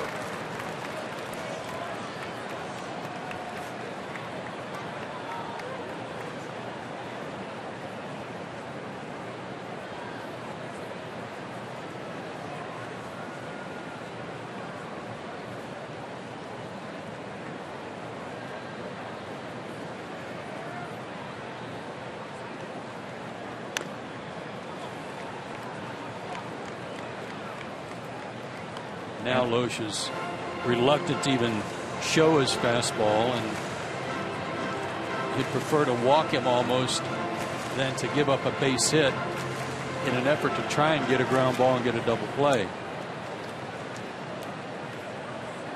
David Goforth up for a 3rd time in the Brewers bullpen.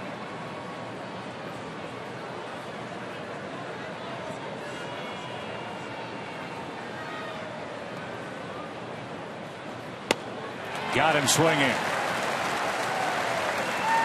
That's a big second out for Loesch. Simmons strikes out, and Yuri Perez will come up and hit.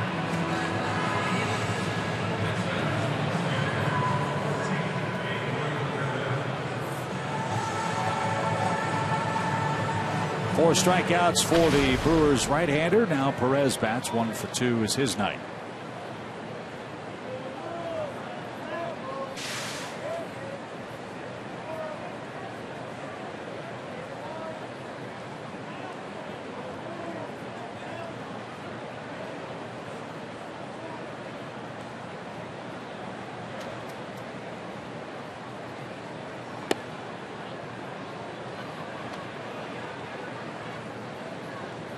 Base is open. It happens to be third base, and the pitcher's due next. Which would lead you to believe that Perez could look for some off-speed pitch, a breaking ball away, which he's thrown 100 of them already this inning.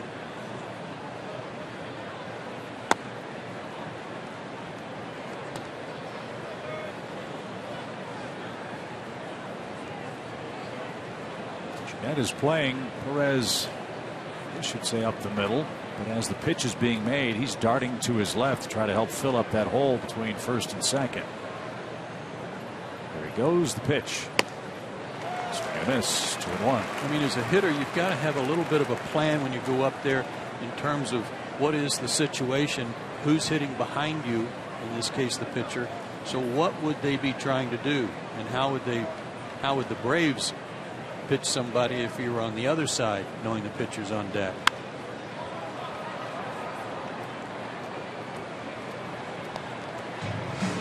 Early in the count, nothing wrong at all with. I think he's going to be trying to throw a breaking ball to get me to chase something, to look for something middle of the plate away and hit it the other way.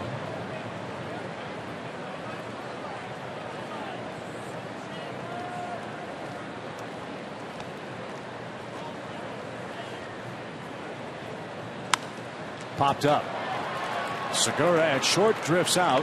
He's under it, and he's got it, and Loesch is through 5 innings. Braves strand 2 more, but lead 4-1 in the 5th.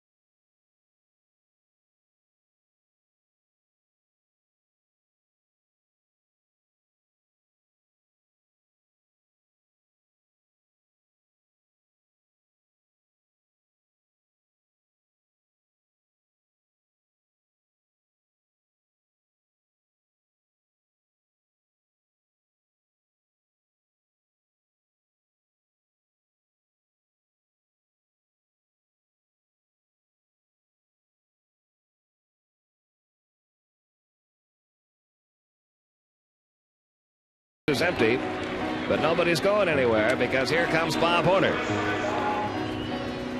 Reardon delivers. There's a fly ball deep left center field. Right looking up. He did it. Bob Horner has become the 11th player in baseball history to hit 4 homers in one game.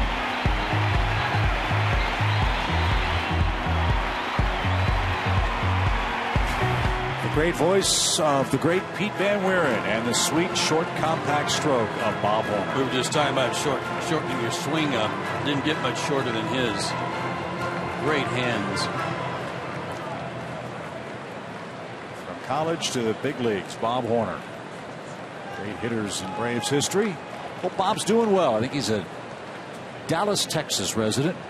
See him from time to time at the ballpark. Hope we'll see him later this summer as Aramis Ramirez goes to work in the Brewers' 5th. He's our Georgia Lottery hitting the jackpot feature. Everybody's got a hitting streak. Everybody's hitting 500. Yeah. Not much else you can say about that. No. Huh? They're just hot. Yeah. That's why it's been a good night for Whistler so far. Just 2 hits. And 1 run coming on a leadoff bouncer off the wall. This one's hit hard and high toward left center field. And Maben sliding try. What a grab up against the fence. Unbelievable catch by Cameron Maben at the back part of the warning track. The fence has a funny little nook there. It drops back deep toward center field. I thought this ball was going out of the ballpark, but he went right to where that point is where the fence drops back. And what a catch. Young man's doing it all, isn't he? Man, oh man. A great play.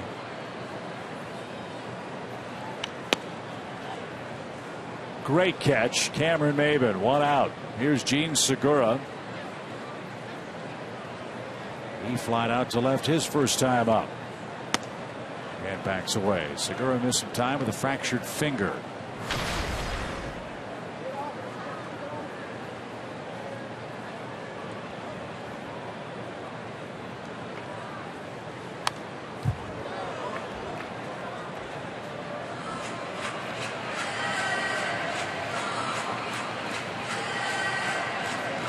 Just a few short years ago, the Brewers were in the hunt for the Central Division title and one of the darlings in National League postseason play. And at CC Sabathia, they added Zach Greinke. Well, in 2012, things weren't going so well for the Brewers. They traded Zach Greinke to the Angels for a right-handed pitcher named Ariel Pena and shortstop Gene Segura. Segura's been very solid. Good offensive shortstop. 2-2 pitch is in the air toward right center. Maben's coming on. Can't get this one though. And Segura with a 1-out single.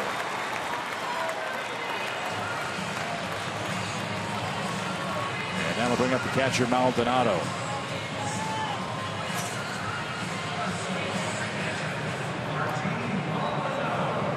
See if Matt can get the ball on the ground and get the catcher to hit into a twin killing. Maldonado has hit the 3 double plays in 136 at bats. Jonathan Lucroy is the #1 catcher for the Brewers. We assume we'll see him tomorrow night.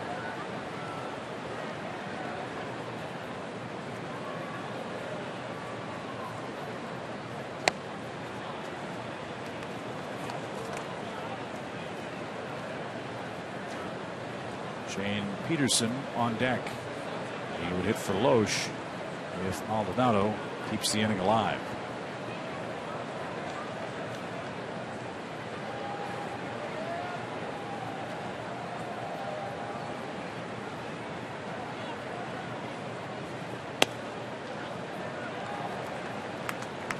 Two balls, no strikes.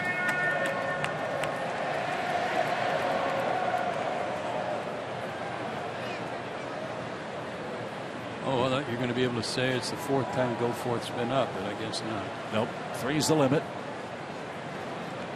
It's Corey Knebel up.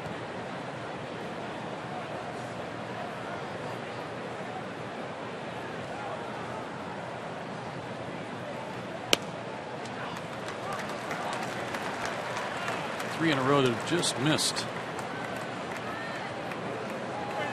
They've got to go after him now.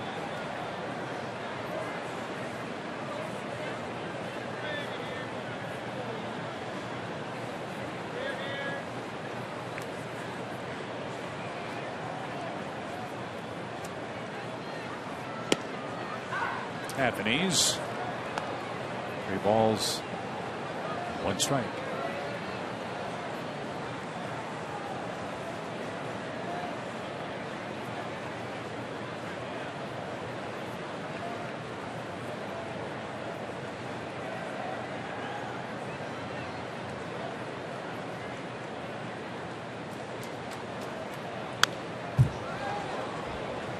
He's had a good fastball tonight. 93, 95 miles an hour. Certainly has. I think his best fastball of his first 4 starts.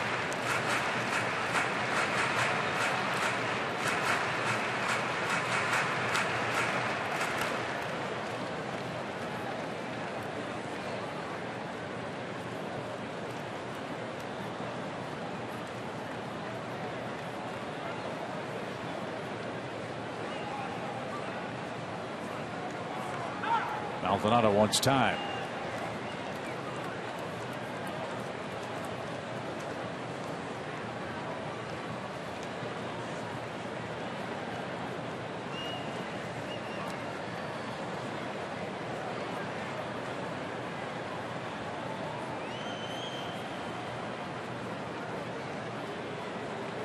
Runner goes. It's out of play foul. We'll do it again.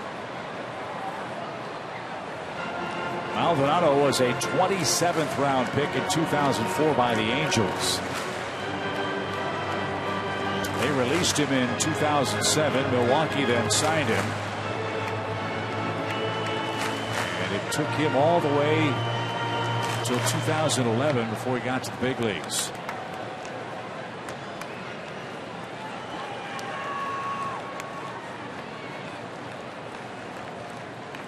He'll be 29 in mid-August.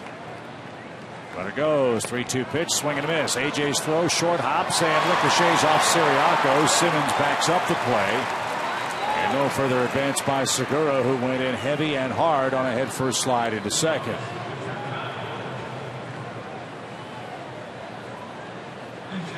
Came back with a 3-2 breaking ball and got him to chase it. One of his better sliders of the night. AJ's throw off the mark.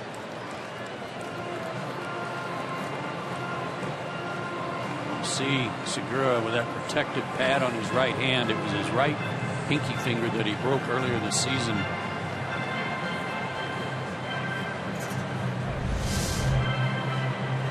So Shane Peterson, the first of 4 available bench players for Craig Counsell. He'll be called upon for Loesch here in the 5th inning.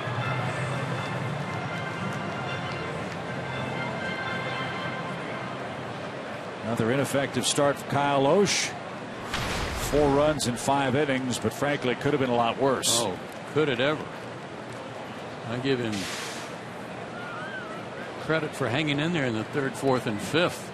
Braves left 7 men on base, 5 in scoring position. Ball 1 to Peterson. This man hit .320 at Colorado Springs, 7 homers, 27 RBIs. Had a couple of games in the big leagues with Oakland 2 years ago. And he's thinking about one thing.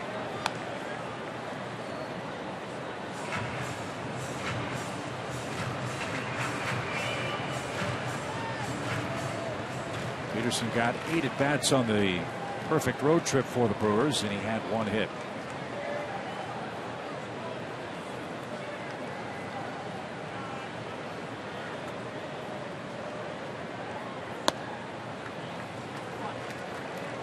Two balls, 1 strike.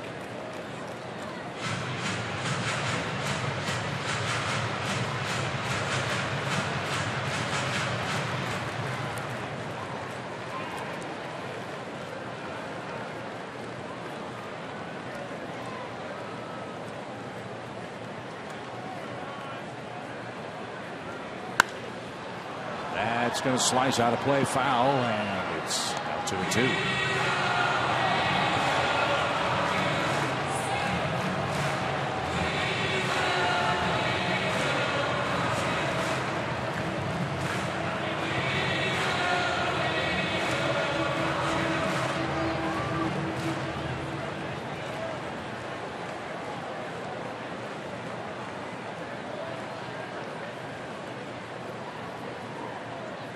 The 2-2 pitch.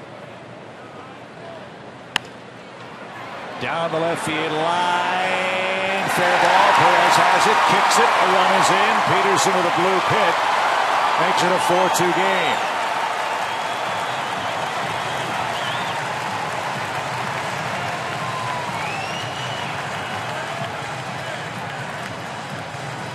So pinch hit RBI for Shane Peterson. He just fought it off, but it was upstairs, gave him a chance to fight it off. Perez was not going to have a play at the plate anyway. I'm not sure what his hurry was because there was 2 outs and Segura was running on the crack of the bat. No harm. Peterson didn't advance, but it's now a 2-run game, and again, I just keep sweating all those runners that were left on base early. Missed opportunities in a hitterish ballpark. 4-2 now. And Parra the batter. A run on 2 singles for the Brew Crew in the 5th. And in the dirt, Brzezinski knocks it down. 1 ball, no strikes.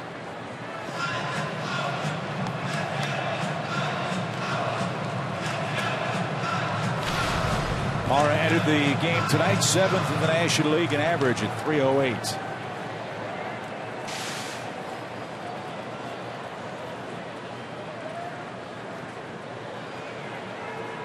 Ball, no strikes. And Parra's numbers since late April are eye-popping. There are only 2 men in National League play that have higher batting averages than the Brewers left fielder. Bryce Harper and Paul Goldschmidt. He's a dangerous man, already with a home run tonight.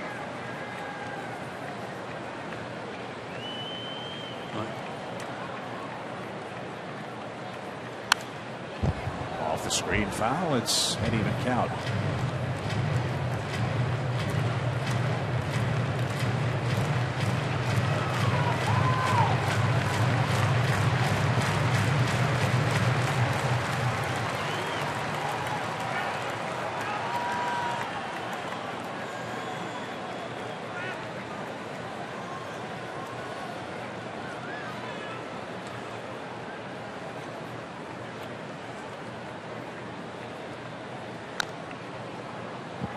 Now Parra's down to his last strike. Good fastball down.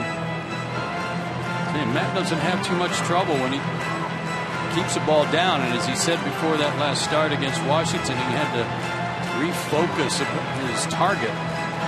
Think about keeping the ball down around the knees or below. And it worked to perfection. Only 1 hit as he pitched into the 6th inning and no runs.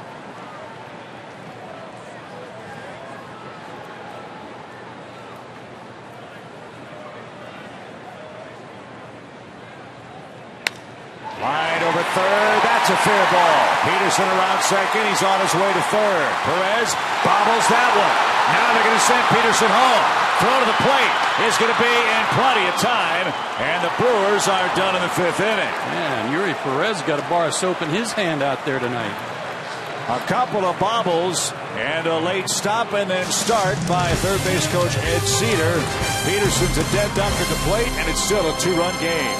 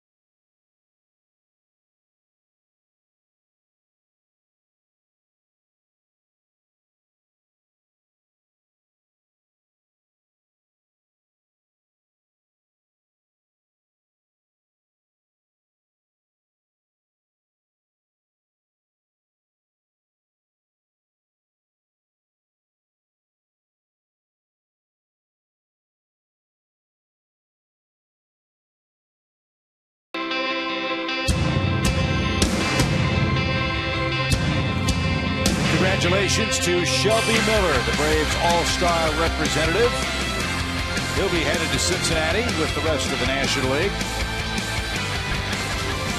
All-Star festivities will begin in Cincinnati. And here are our Zaxby's indescribably good numbers for Shelby Miller in the first half of the 2015 season. Yeah, that 5 ought to have maybe even a 9 or a 10 in front of it, the way he's pitched.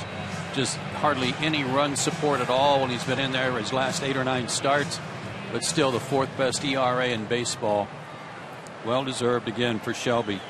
The night is done for Kyle Loesch. This is Corey Knebel. He's on for the Brewers.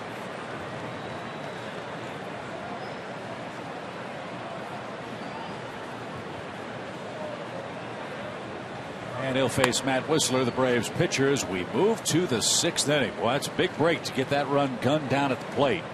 Perfect throw from Simmons. Mara credited with a double. And the 7-6-2 relay got Peterson at the plate, who stopped at third, and then after the bobble was sent home and was out by a good 2 feet. Knebel's got a good arm, mid-90s fastball with a curveball. Bouncing ball, tricky spin. Lind flips to the pitcher covering, and Whistler's the first out. We saw Knebel May 22nd. He pitched the 8th inning of that ball game and looked very good. He struck out 3 men.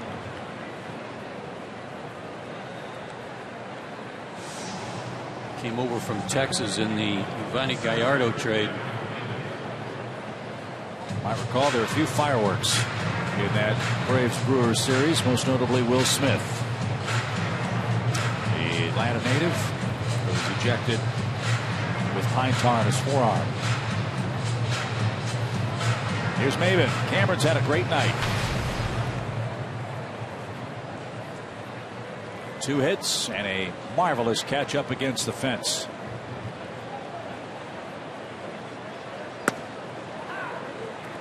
Turned out to be a big play to start the 5th inning. Brewers scored a run on 3 hits. The catch was off the bat of Aramis Ramirez. Maven went to the fence, made a sliding catch, caught it right at the base of the fence. Milwaukee 5 hits. And Knebel missed. 2-1.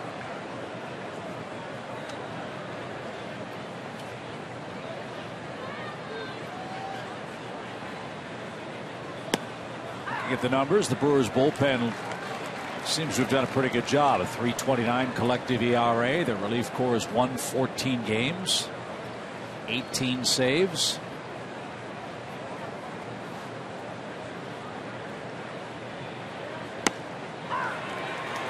As Maven takes a call, 3rd strike. And for a club that pitches in a home run friendly ballpark, they give up a home run about once every 10 innings. So pretty good work and a pretty good pitch. 95 on the corner on our PNC Bank Fox tracks. Good enough for Gary Cederstrom. Nick Markakis with an RBI double. He's 1 for 3.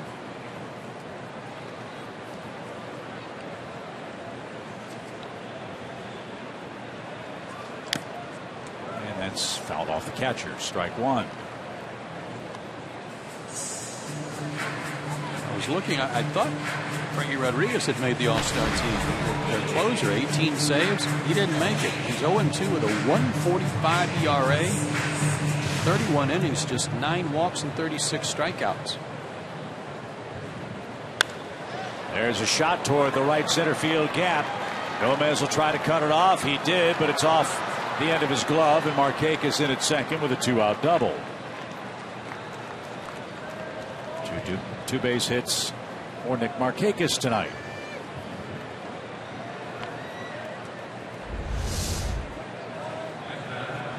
Breaking ball.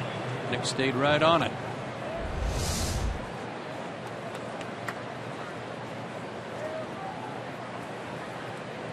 Continues to swing a great bat.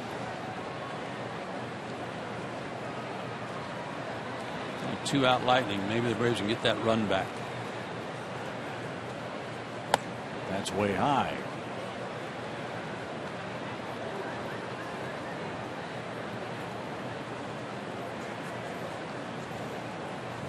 One ball, no strikes. Kelly's had a big night. 3 RBIs. 4 would be real nice. I stand corrected. Rodriguez did make the All-Star team. His 6th. He may be playing for somebody else at the All-Star break, or after the All-Star break for that matter. Teams always look for relief help at the trade deadline. Jonathan Papelbon's name has been circulated a lot. In fact, Papelbon, who I believe also made the All-Star team for the Phillies, said he'd be shocked and disappointed if he wasn't traded. Phillies open a series with the Dodgers in Los Angeles a bit later tonight. 2 balls and a strike. Kelly Johnson, here it is. Fouled away, 2-2. Yeah, he and Cole Hamels are good for about a quote every other day about how they wish they would go ahead and trade me. I wish they would go ahead and make the deal. I wish they would do this or that. Well, nobody wants the money. Teams, a lot of teams would love to have Cole Hamels. We saw him firsthand yesterday, and he was outstanding. It's a lot of salary to absorb. Papelbon too. 2 balls, 2 strikes. And down and in.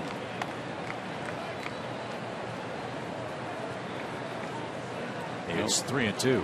No reason to give in here if you are Knuble, because you got a base open and a right-handed hitter on deck.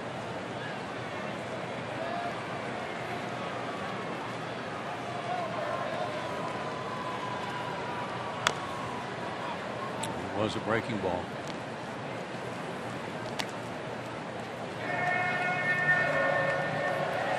Now Maldonado and Segura want to talk about it.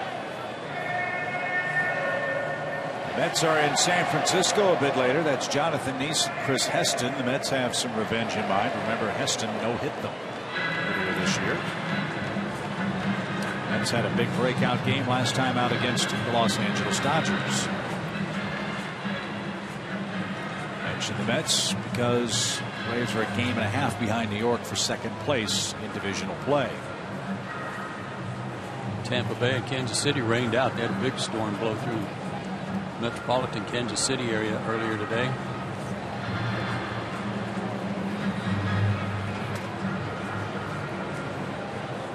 Well, the Royals didn't have all 8 American League starters, did they? They ended up with 4 of them. And as we await a 3-2 pitch to Kelly Johnson. It's another breaking ball. It's bounced foul.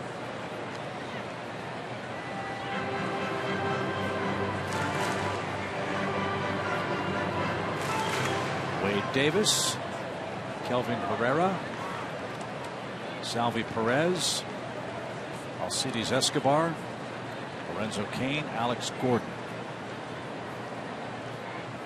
For the American League, the pitch is downstairs. Good at bat by Kelly. Spoiled a couple.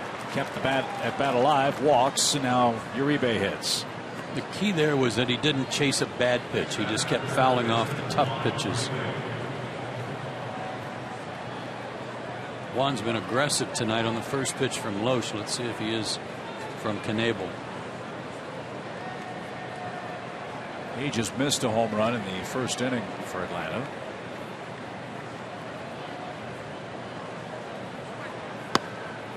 It was a little late. 94-mile-an-hour pitch, strike 1.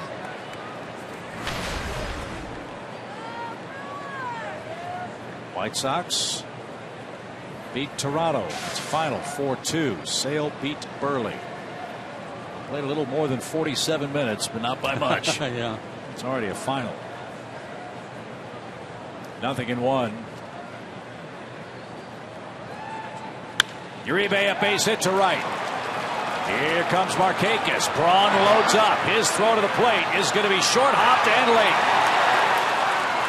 Markakis comes home on a big 2-out hit from Juan Uribe. Atlanta takes a 5-2 lead on their 13th hit of the night. Was that a big run? Nothing like 2-out RBI hits. Fastball, outer third. This time, Uribe didn't try to pull it. Big arm in right from Braun. But Markakis goes right around Maldonado. The throw was late. Good hustle by Nick. Scores his first run of the night. Now A.J. Pierzynski, who's already 3 for 3 in the game, can add another run. For 3 with a long ball. The pitch. That's inside. 1 ball, no strikes.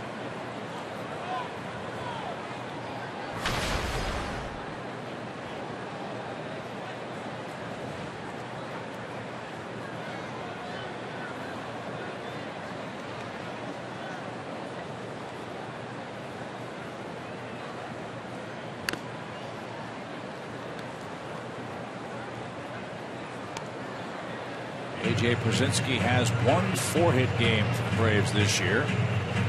5 hits is his career high. He last accomplished that in 2012.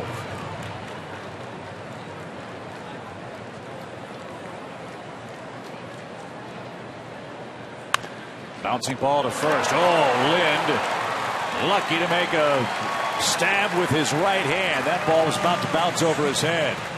A.J. robbed of a hit, but the Braves get a 2-out knock from Juan Uribe and take a 5-2 lead.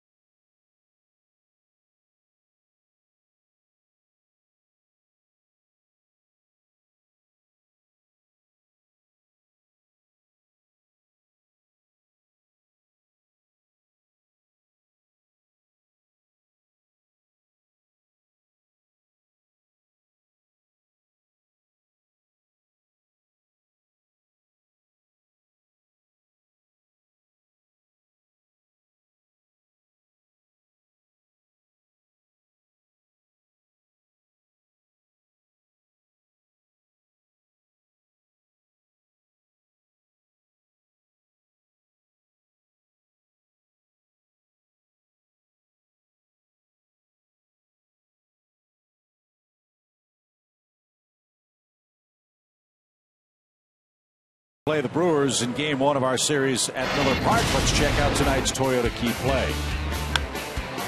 Deep fly to left center. Cameron Maben sliding into the wall. Records the first out of an inning.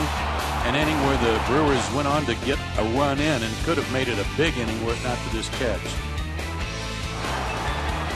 All Ramirez can do is smile. A replay you'll see tonight on Fox Sports 1.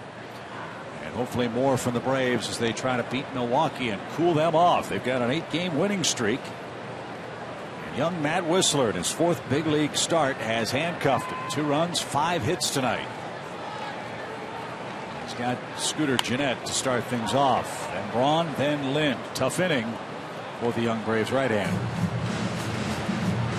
He made a great point. Add-on runs in this ballpark are such huge momentum swinging plays.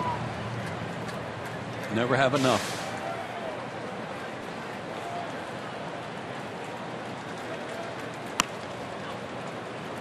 Just missed. And a ball and 2 strikes. David Aardsma loosening up. Braves have 2 new members in their bullpen. As that ball's hit down the right field line, and that's into the corner. Scooter Gennett has at least 2. And he's going to stop there wisely. A leadoff double for the Brewers' second sacker. His 7th. Hanger right out over the plate. He didn't miss it. If Matt Whistler, who's leading 5-2, if he could cut down on those off-speed pitches that are up, he's going to do very well. Just a matter of being consistent with that secondary stuff.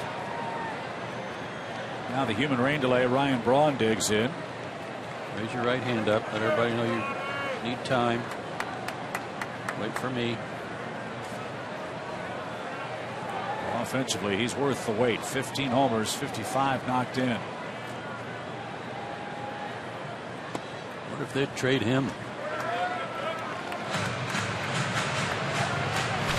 Let's start a rumor. Let's say Ryan Braun for Yasiel Puig. Did you do that? If I'm the Brewers or the Dodgers? Who am I? Well, you're more a SoCal guy, so you got to be the Dodgers in that trade. No, I wouldn't. Foul at third. You need more? You need more? Yeah, I like Puig.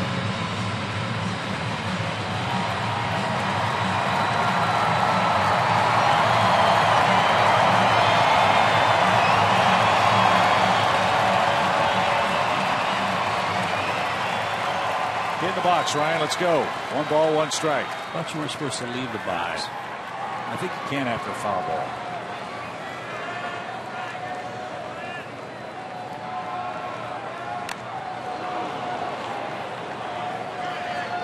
Big cut.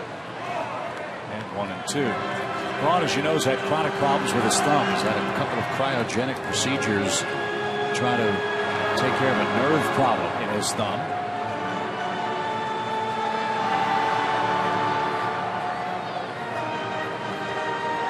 Played through the pain last year for the Brewers.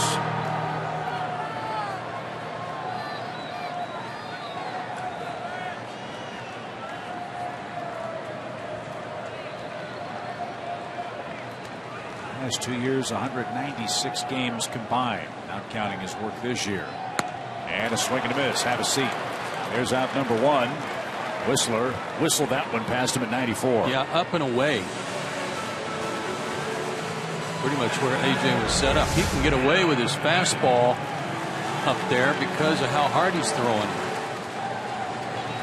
But that same spot with his off-speed stuff, he can't get away with it because these are major league hitters and they hit the tar out of mistakes. But what a good heater he's had tonight. He's gotten Adam Lynn twice. Once on a strikeout, once on a flyout.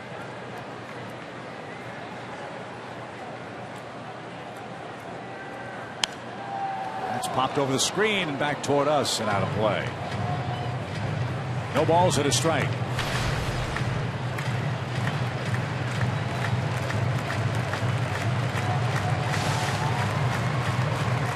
Lynn signed through the end of this year. There's a club option for his services next season. Lynn, born in Muncie, Indiana. Went to South Alabama.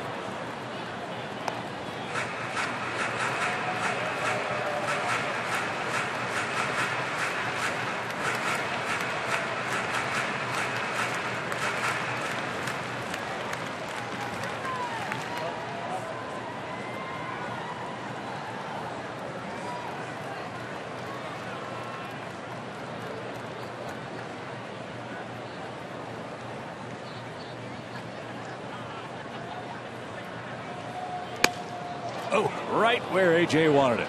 Oh.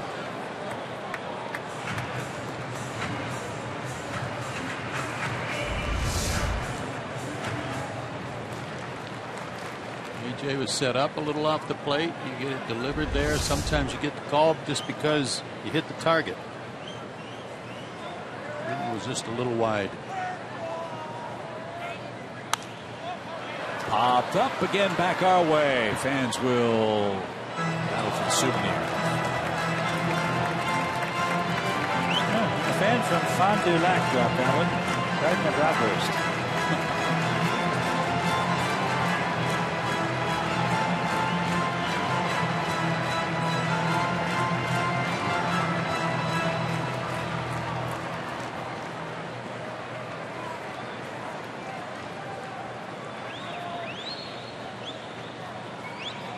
One-two. Struck him out looking. Lynn thought it was in the dirt. Gary Cederstrom rings him up.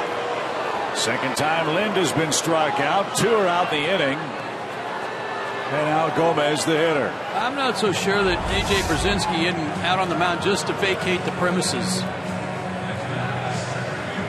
The way he caught that ball made it look awful. A.J. was just ready to throw it back. It was a better pitch than what A.J. made it look by the way he had to catch it.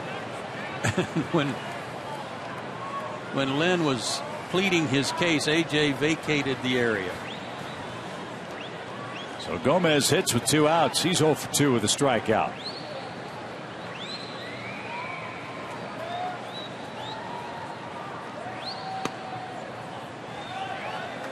And downstairs, ball 1.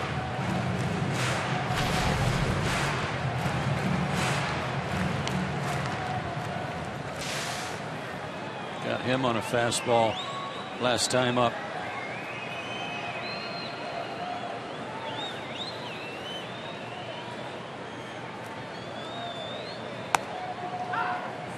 Outside edge.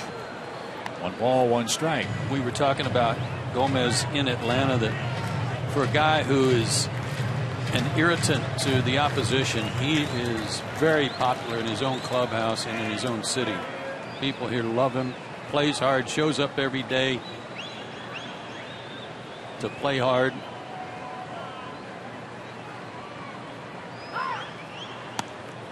Late timeout called. No pitch. 1 ball, 1 strike. And his flair may irritate a few people, but the Brewers love him. Did the Braves a couple of years ago, if memory serves. And then last year, first game of the season, I think he hit a home run and just sprinted around the bases. Yes, he did. And kept looking in at the Atlanta dugout. And it might have been the fastest home run trot in baseball history. I mean, he had air under his feet. He was circling the bases.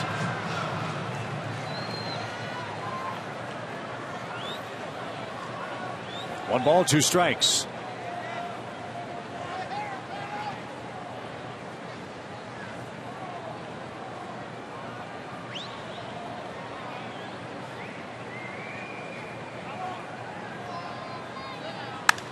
A shot to right field, base hit. Markakis comes up. Runner around third. Throw to the plate. Shoots over the cutoff man. No chance to get Gomez. So Milwaukee gets a 2-out hit in the 6th inning, and the Atlanta lead trimmed to 2 runs again.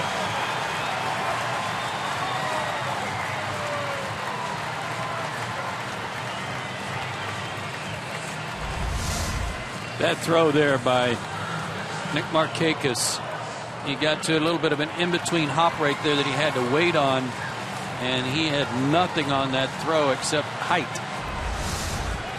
and allowed Gomez to go to second. Where a hit from Ramirez could score him and make it a 1-run game. Ramirez 0 for 2. Does not yet have a hit against the Braves this year. Let's keep it that way. 5-3 game, 6th inning.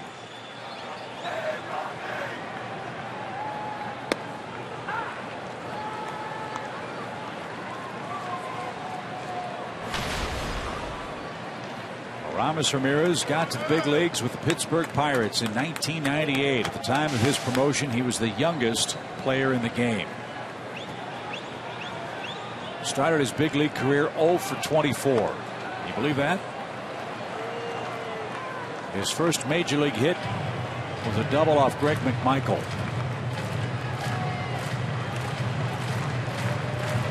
Now Ramirez, over 2,200 major league hits. knocking at the door of 400 homers.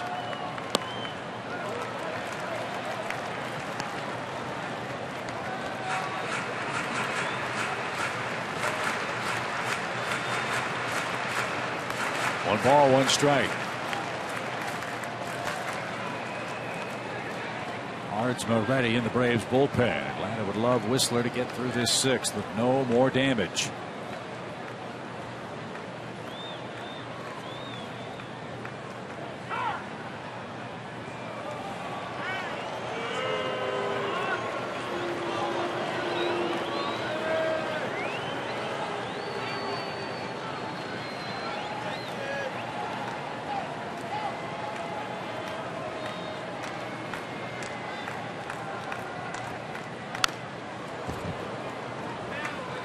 He's a strike away from ending the inning. Tied him up. Looked like a two-seamer that had a little action on it. Ran in on him. Always tough in the clutch and seemingly always comes through against Atlanta.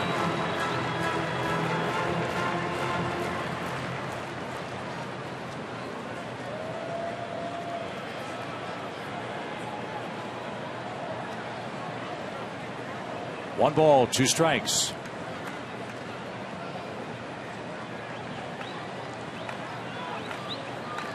Again, Ramirez wants time. Yeah, this is on Whistler and AJ trying to get together.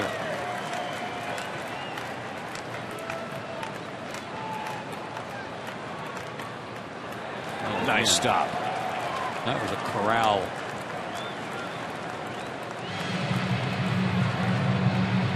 Hey, good news in Washington. The Reds just beat the Nationals. It's a 3-2 final. Nationals were swept by the Reds at the Great American Ballpark earlier this year. It was a great stop by AJ on a ball that he didn't know where it might bounce. He had to come up on it actually to try to just throw something in front of it. Now the 2-2.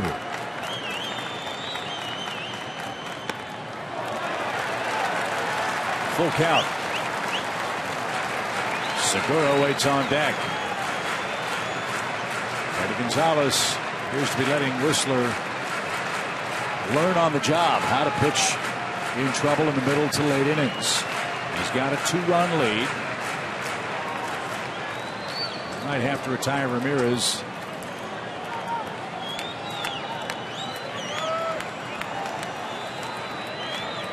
Got a base open, but he represents the tying run. Right. You don't want to give in to him with his power. Breaking ball. Yep. And not a good one.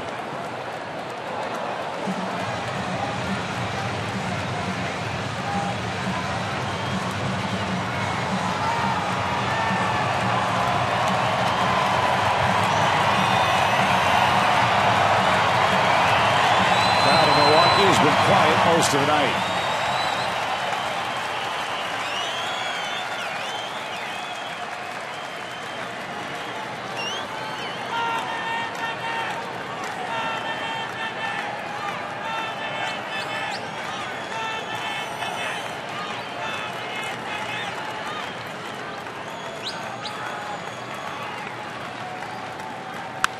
Lined into the seats.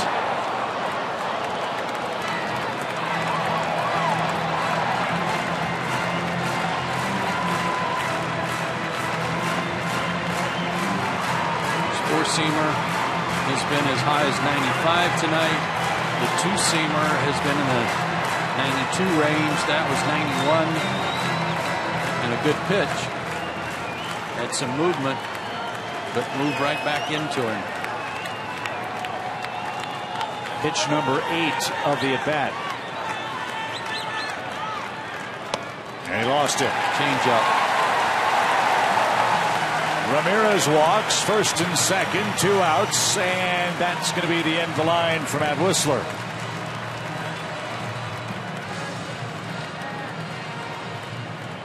His first walk is his last walk of the night. He will leave with the lead, but the tying runs are on base. Job well done for the youngster in his 4th big league start. He's held a red-hot team to 3 runs and 7 hits. Now it's up to the Braves bullpen.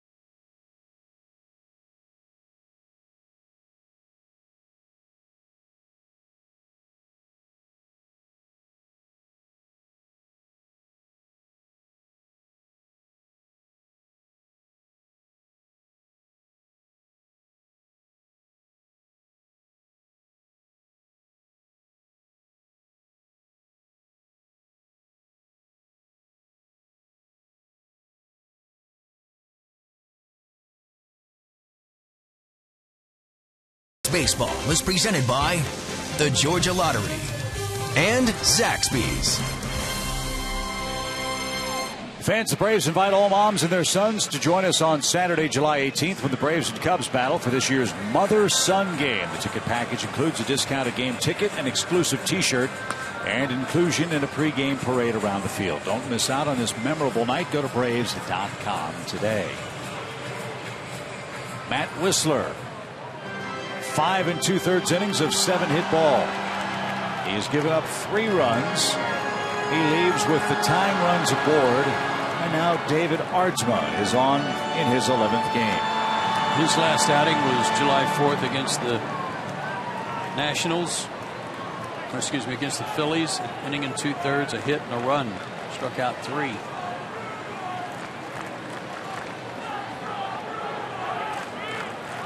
Segura has never faced him before.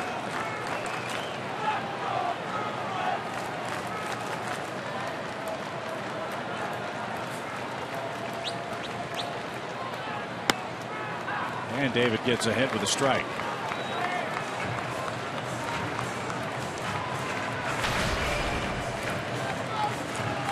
Aardsma's only pitched 3 2/3 innings in his career in this ballpark.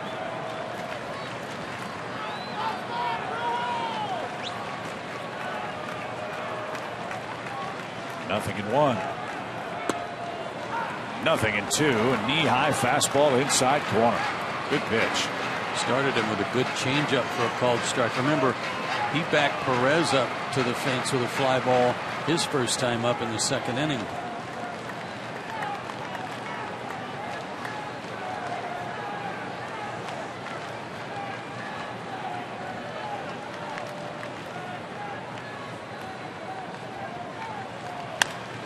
Fly ball, well hit, but not well enough. Maben is there, and Aardsma puts out the fire in the Milwaukee 6th. A run, 2 hits. They've left 2 more stranded. We go to the 7th. 5-3 Braves.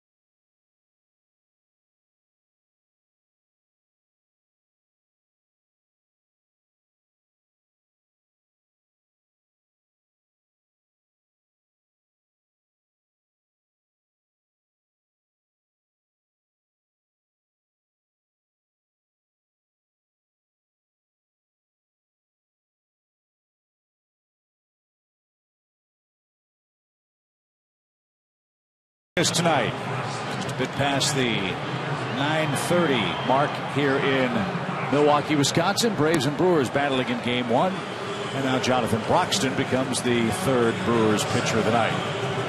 Jonathan Broxton has a .310 batting average against him, as you see, but he still throws hard, strikeout per inning. He's a guy whose name has been mentioned along with Jonathan Papelbon among relievers who might be available. Mid-90s fastball, hard slider. Siriaco, Simmons, and Perez are coming up for the Braves in the 7th.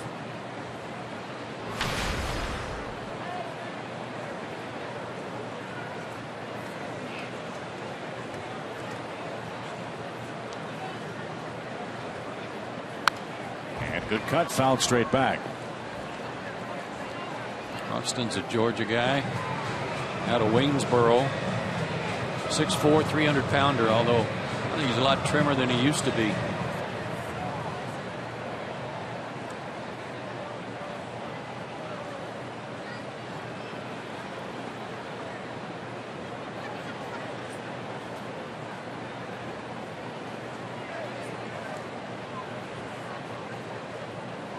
No balls at a strike.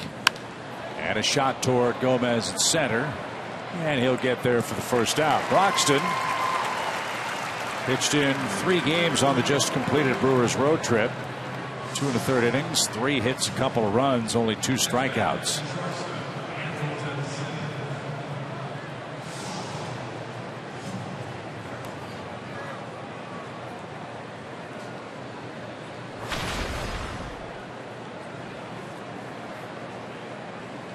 But 8 earned runs allowed by Broxton in his last 8 outings. That leads to that ERA pushing 7.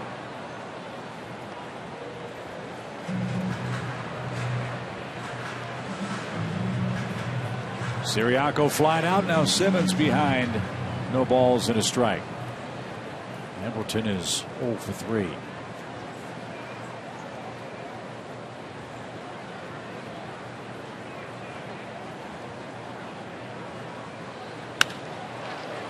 He's 1 for 4 now. That one right back up the middle.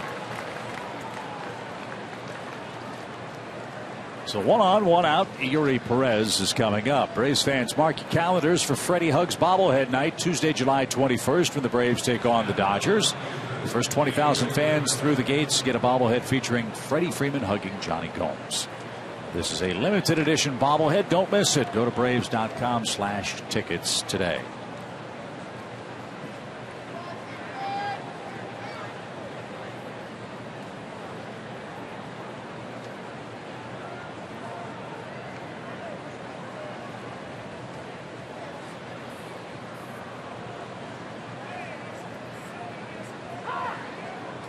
Well, Gary Cederstrom's given timeout late 3 times now. Last inning. That was very late.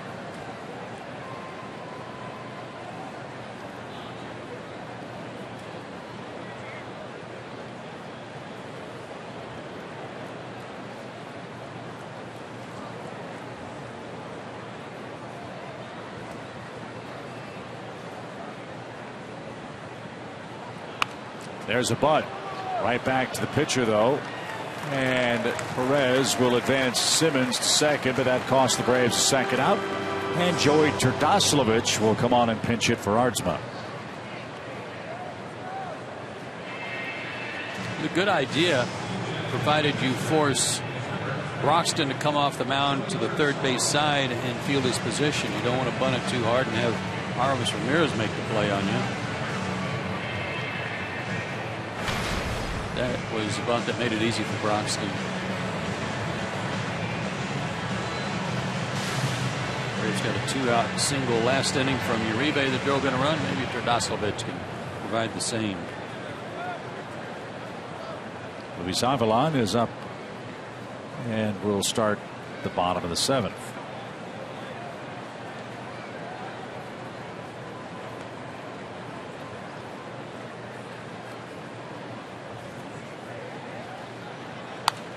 Out of play, foul. Joey hitting 174 as a hitter this year. 1 for 8 as a pinch hitter. That hit, though, home run.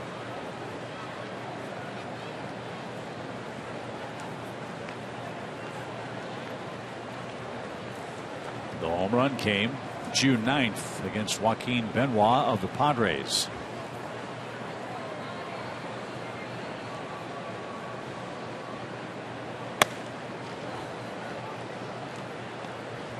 One ball, 1 strike.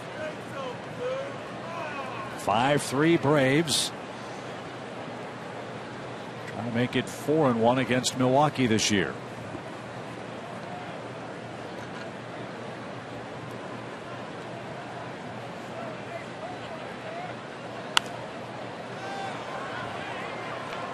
Ruxton, who used to throw 100 miles an hour, was on the disabled list last year. He had to have surgery in August of 2013 to repair a torn right forearm flexor.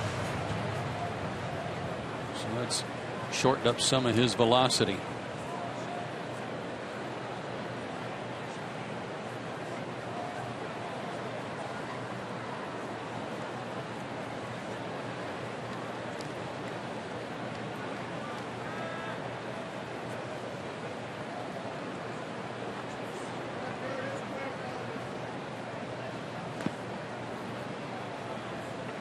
Stop, even count. 2 balls, 2 strikes.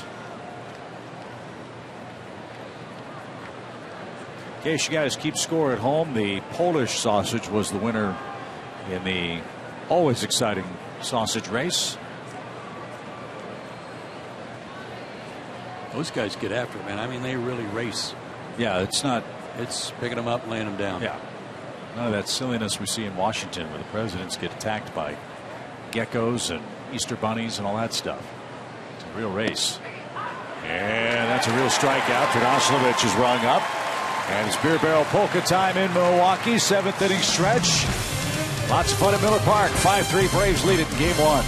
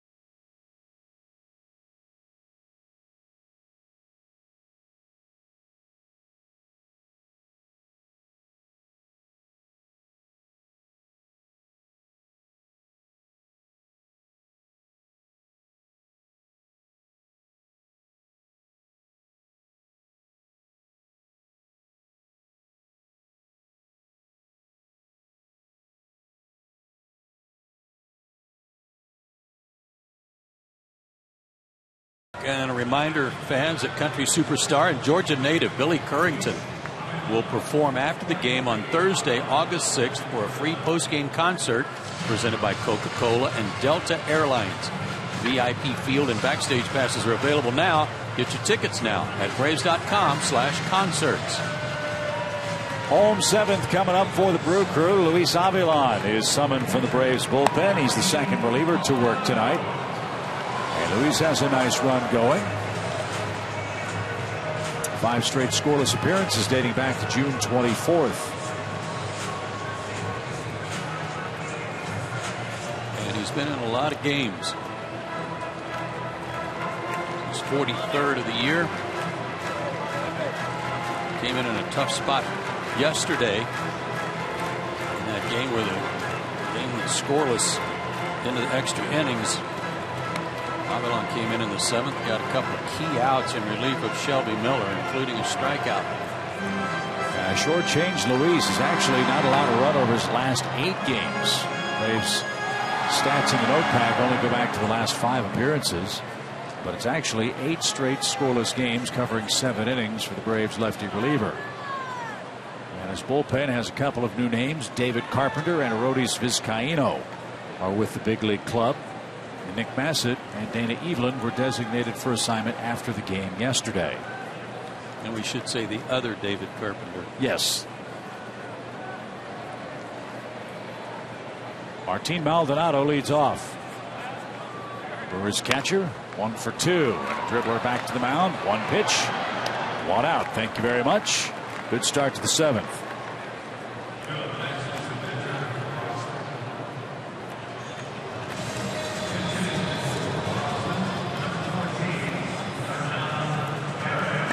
none. Perez will bat for Broxton.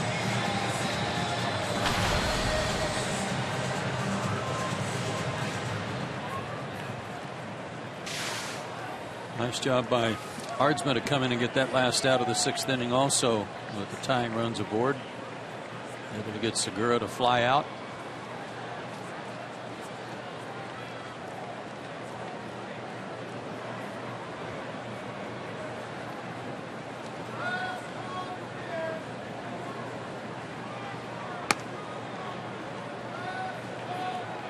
One ball, no strikes.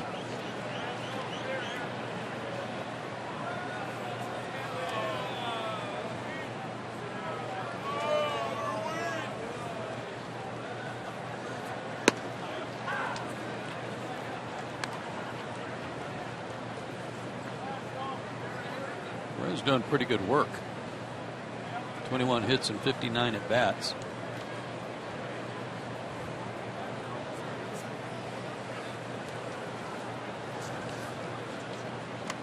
They claimed him off waivers from Detroit.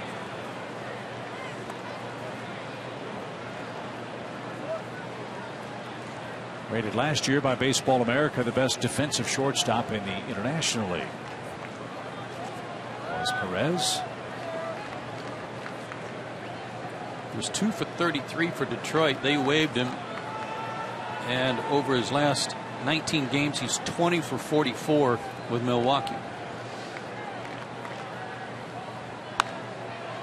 I'll bet you they wish they had that kind of offensive production now, especially with Miguel Cabrera disabled for the next 6 weeks. Boy, that is terrible news for the Tigers, terrible news for baseball. Cabrera is such a great hitter, great player.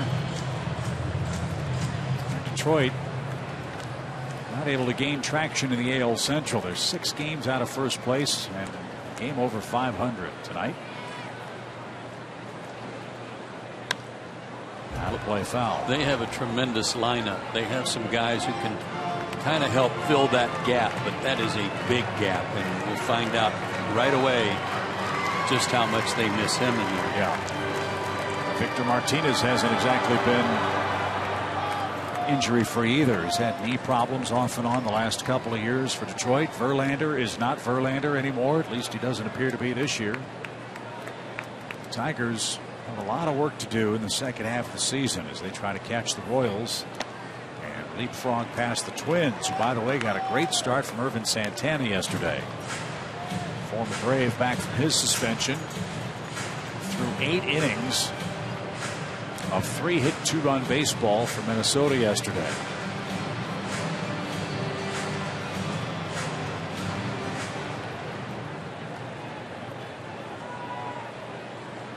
Don't want to walk Perez. 2 balls, 2 strikes.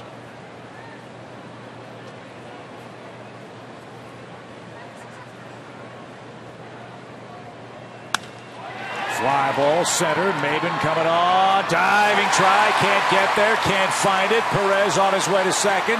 Throw late.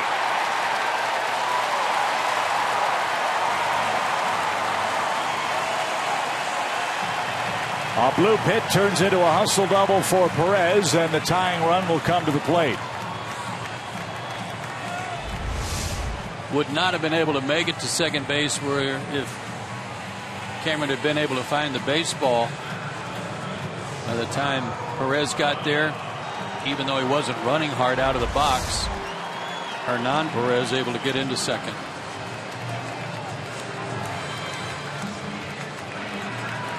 So here's where you watch the reverse splits for Luis Avila. The left-hand hitter Gerardo Parra's coming up. Parra's already homered tonight. He also has a double.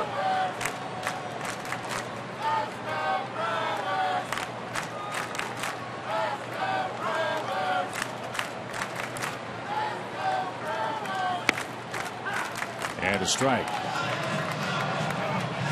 Lefty's hitting .305 against Avila this year.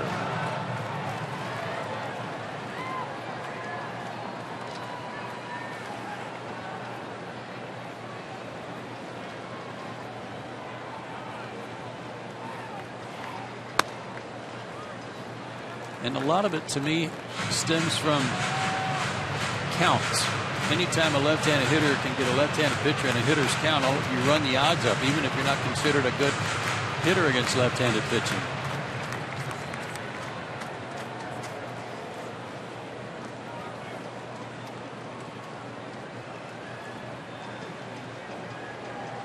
One pitch. Good fastball right there and taken for a strike. Good spot. He was able to retire a lefty yesterday that he was brought in to pitch to. Odubel Herrera for the Phillies got him to fly out.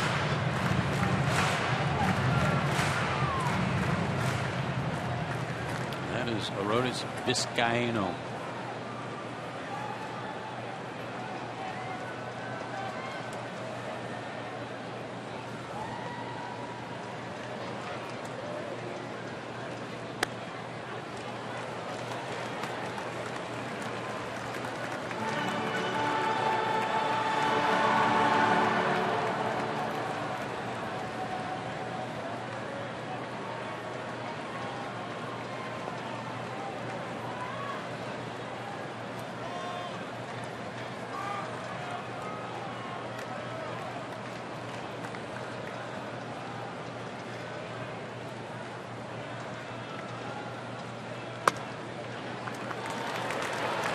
Three balls, two strikes. Avilan 2 or 3 steps out of the grass, and now a long walk around the mound. I don't know if he disliked the call.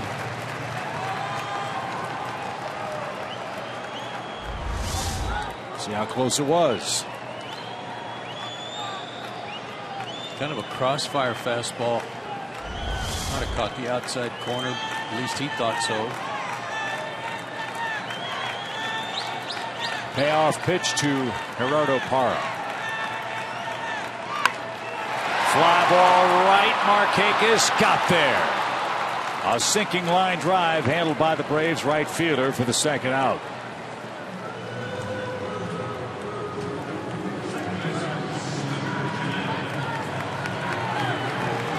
And here's Jeanette. Another lefty.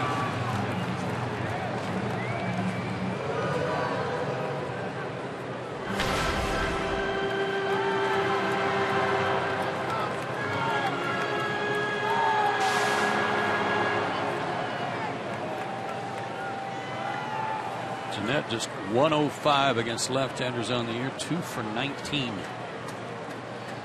Get ahead of him and get him to chase.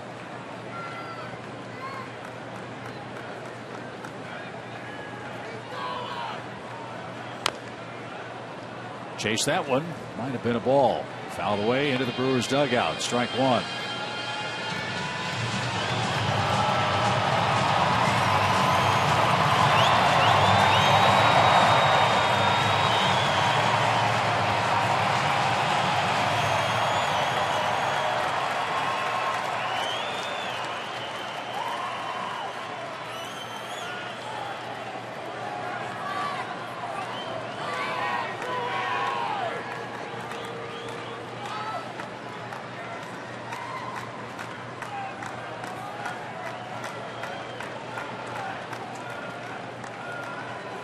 AJ's run out of pitches. Shook him off twice, put down a changeup.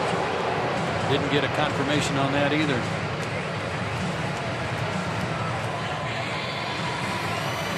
That's why Joe said get ahead of Jeanette.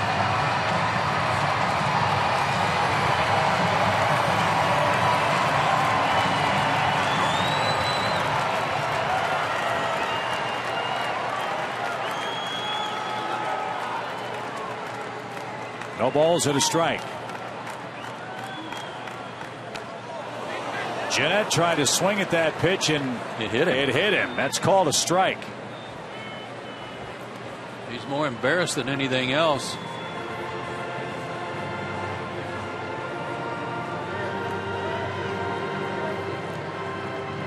He tried to hit that ball before it hit him. He swung and missed, but the ball didn't.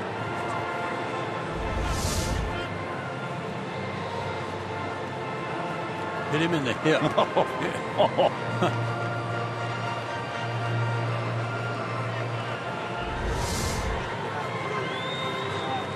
have to say I've been there and done that. Really? It didn't hit me, though. Bob Nepper almost hit me in the head, and I was swinging at it. Went down in a pile just like that.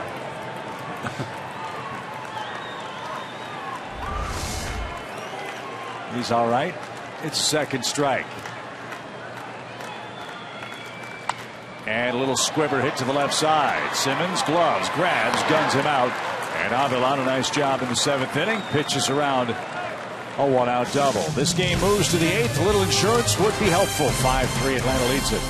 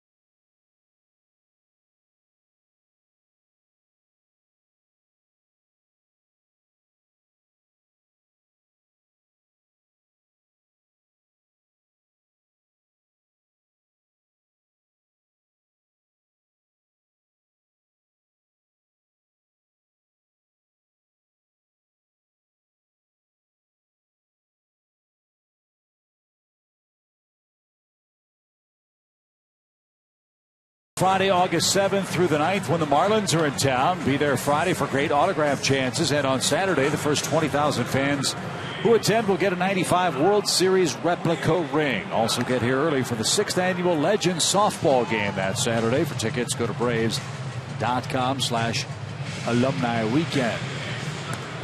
This is Neil Kotz, top of the order coming up.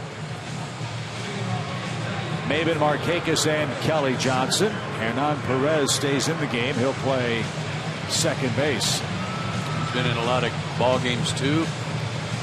Good strikeout to walk ratio and more than a strikeout per inning pitched. Guy spent a lot of time with the Cubs, and then he missed all of the 2010 and 11 seasons. Hernan Perez stays in the game at second. Another run or two would sure be nice. It's 5-3.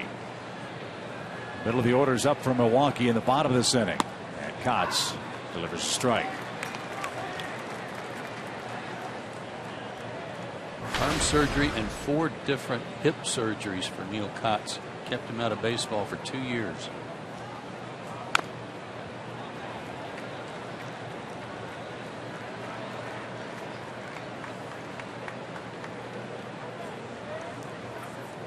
No balls, 2 strikes. Fastball, cutter, slider.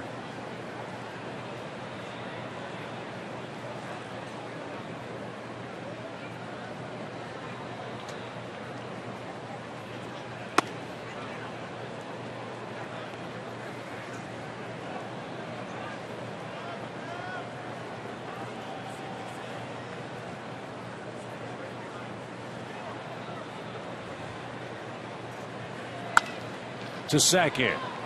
Perez first chance. And the best rated defensive infielder in the International League last year. Figured he'd have no trouble with that hot shot, and he did. It's a good play. Funny how the ball finds you when you just check in defensively. Always. There's the first out. Here's Markakis.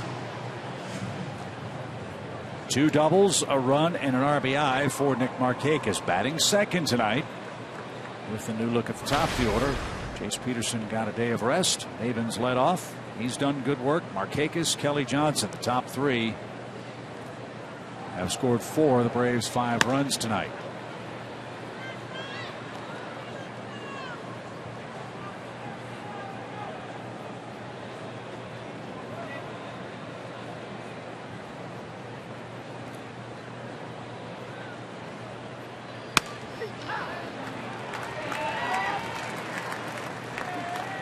tell if Cox taps his foot before he strides to the plate or if it just comes close. Very odd. This sounds almost sacrilegious to say, but his leg kick is somewhat Clayton Kershaw-like to me.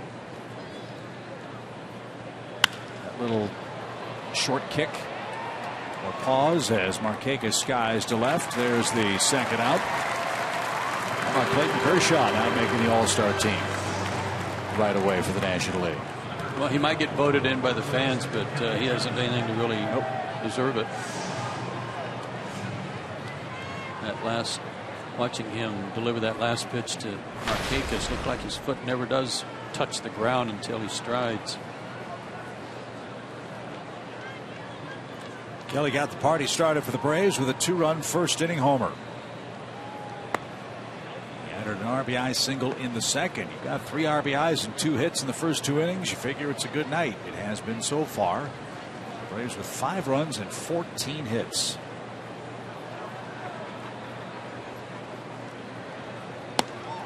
Trying to cool a Brewers team that's won 8 consecutive ball games, had 10 or more hits in every single game on their just completed 7-0 road trip. They have 8 tonight. Jim Johnson getting ready for the Brewers' 8th pitch.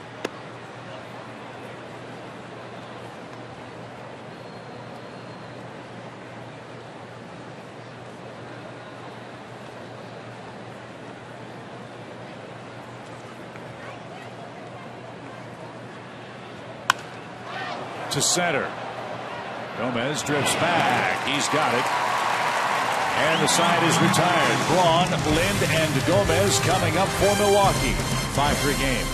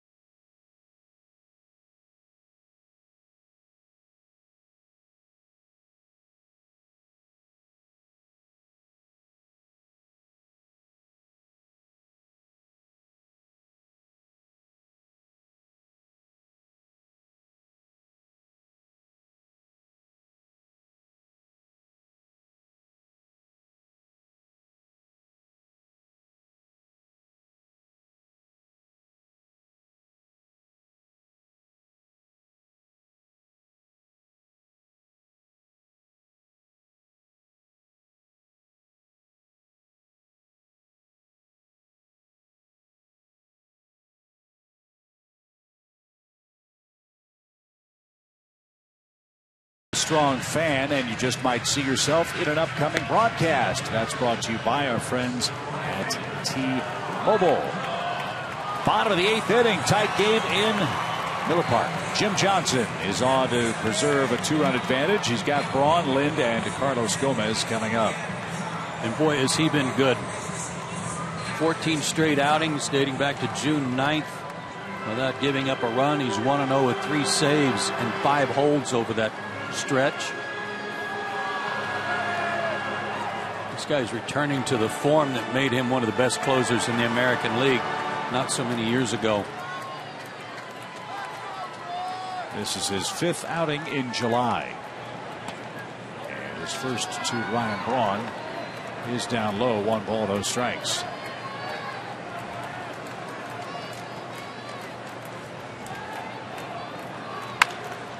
High hopper to short. Anderson's got it. Braun is out number 1. Braun 0 for 4. That should end his 10-game hitting streak tonight. Boy, let's hope so. Here's Adam Lynn. He has another streak on the line, too. An RBI in 9 consecutive games. He's 0 for 3 in the game.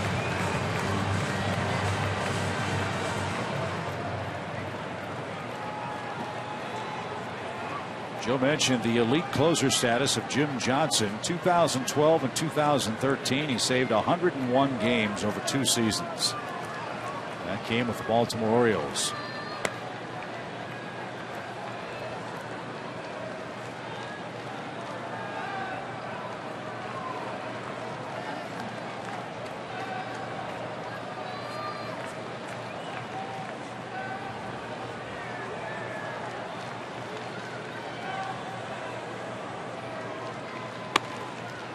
That's outside. Ball 2.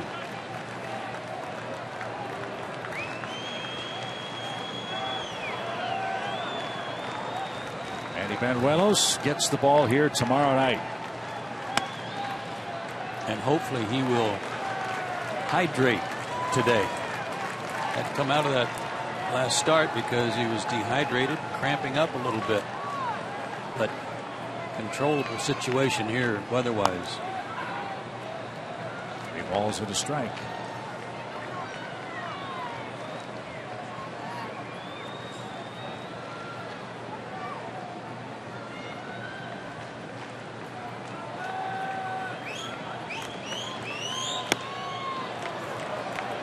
That's your hard ball there. Lind didn't get it. Full count. He's had trouble with the fastball tonight.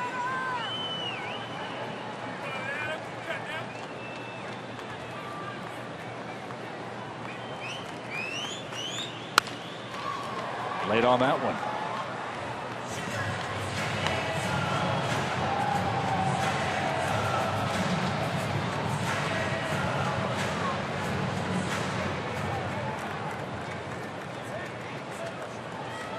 At bats in his career against him.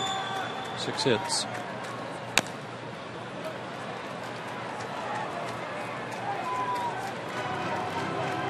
AL East combatants, Lind with Toronto, Johnson with Baltimore.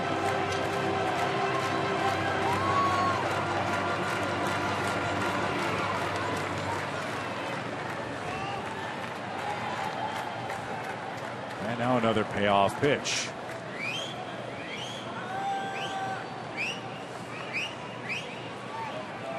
I don't know if this is part of the reason tonight, but I've always thought this was a dark ballpark. I don't know if the pitchers are having a hard time seeing the signs or not. Lind walks, and that brings the tying run to the plate.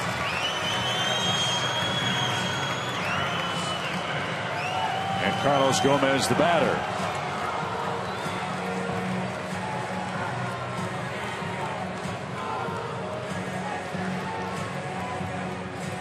Gomez 1 for 3. That hit a 6th inning RBI single.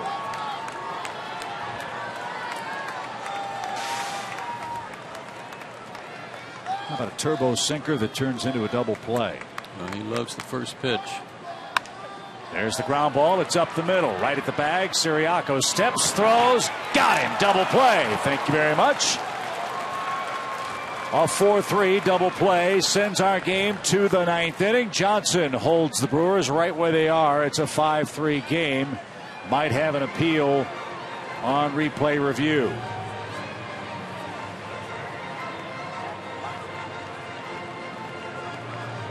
Craig Counsell checking, and dejectedly heads back into his Brewer dugout. Love it. Go to the 9th inning. 5-3 Atlanta in game 1.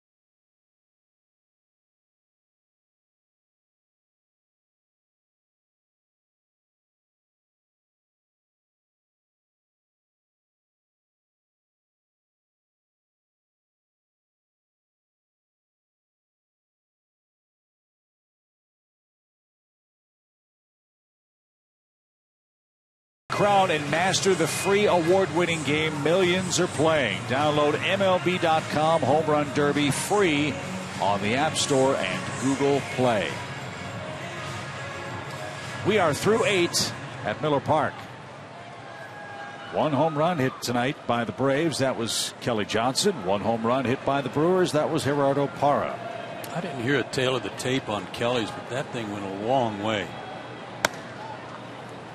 I heard him say Parra's went 390 something and his bounced on top of the fence, and Kelly's was 150 feet above that up in the bleachers.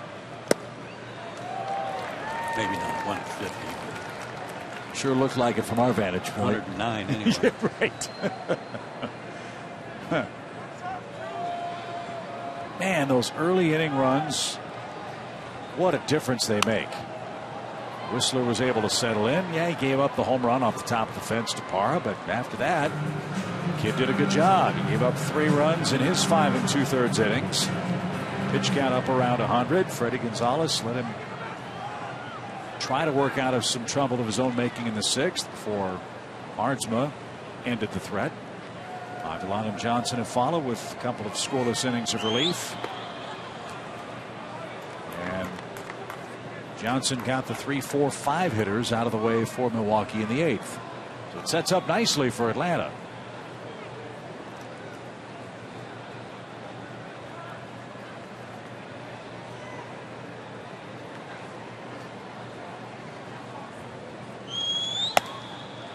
That's way high. It's a full count. Haven't seen Bernie the Brewer running around the ballpark. We should be having him measure Kelly's home run.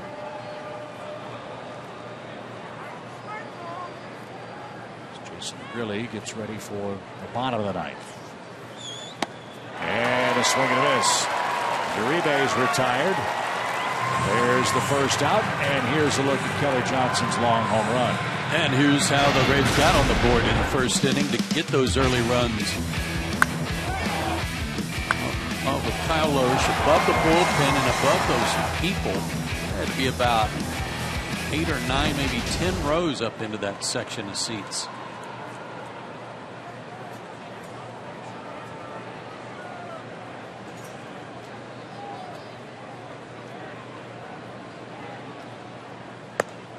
Upstairs to A.J. Przinsky.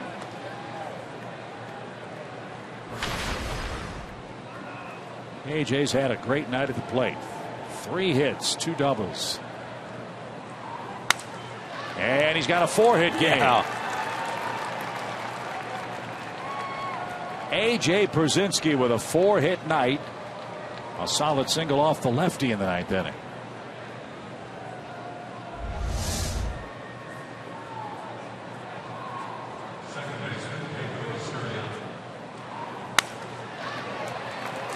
Nice swat right there.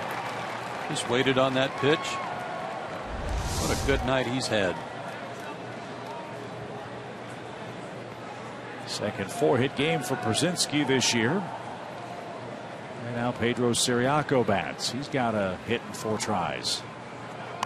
Maybe trying to bunt. It's over the screen. And a youngster right in front of us made a great catch.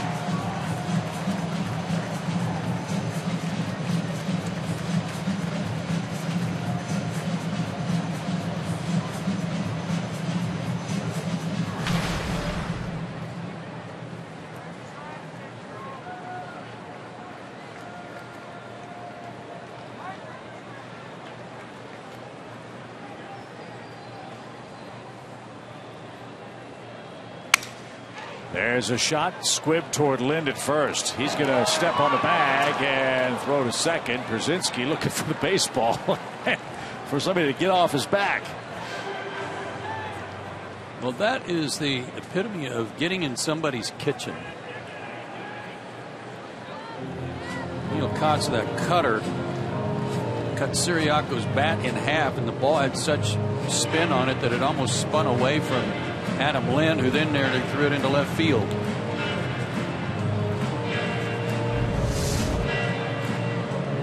Ow.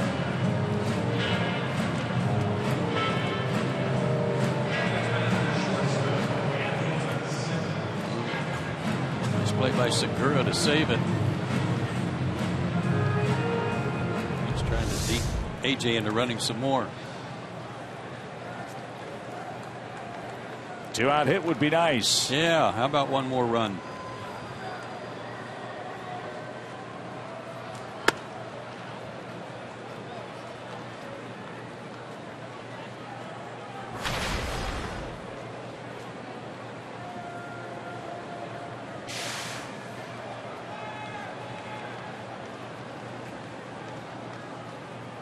Ball, no strikes. I'm not sure, but the ghosts of Jack Lemmon and Walter Matthau, stars of Grumpy Old Men, I think are sitting to our left. They've got hollowed out baseball cups that they've made into megaphones, and they're just airing out the Braves batters here in the ninth. 2-0 pitch. Those cups are hollowed out because there's nothing left in those cups. Last call was a little while ago.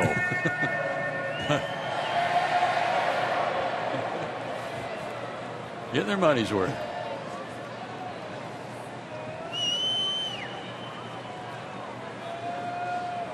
Three balls, no strikes. And that one 3-1. Hear them? Yeah. See, there they are. It's Waukesha, Wisconsin night. That's where they filmed that movie.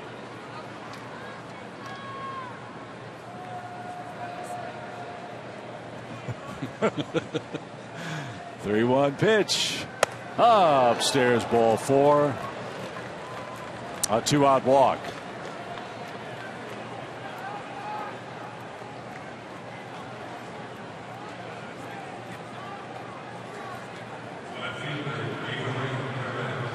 Now they're letting Kotz have it for walking the guy with 2 outs.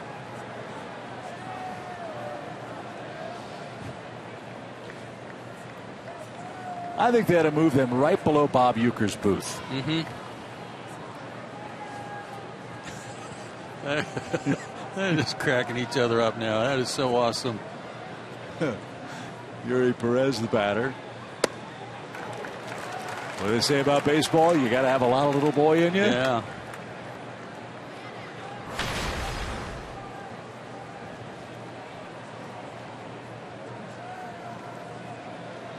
When in doubt, just yell.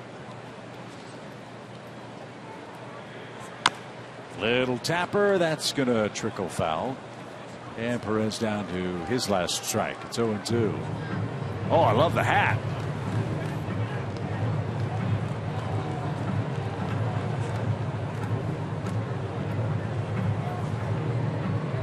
Oh, don't take the hat off. Well, I'm thinking he's got a whole bag of tricks in there. Oh, yeah, pretty good chance. Let's see what's next.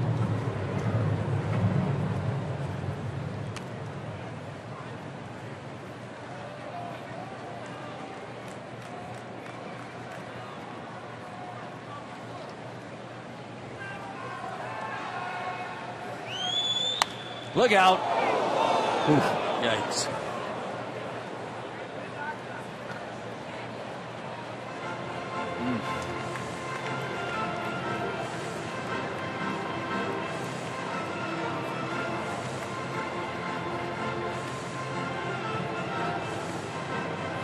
Right over the top of the Brewers dugout.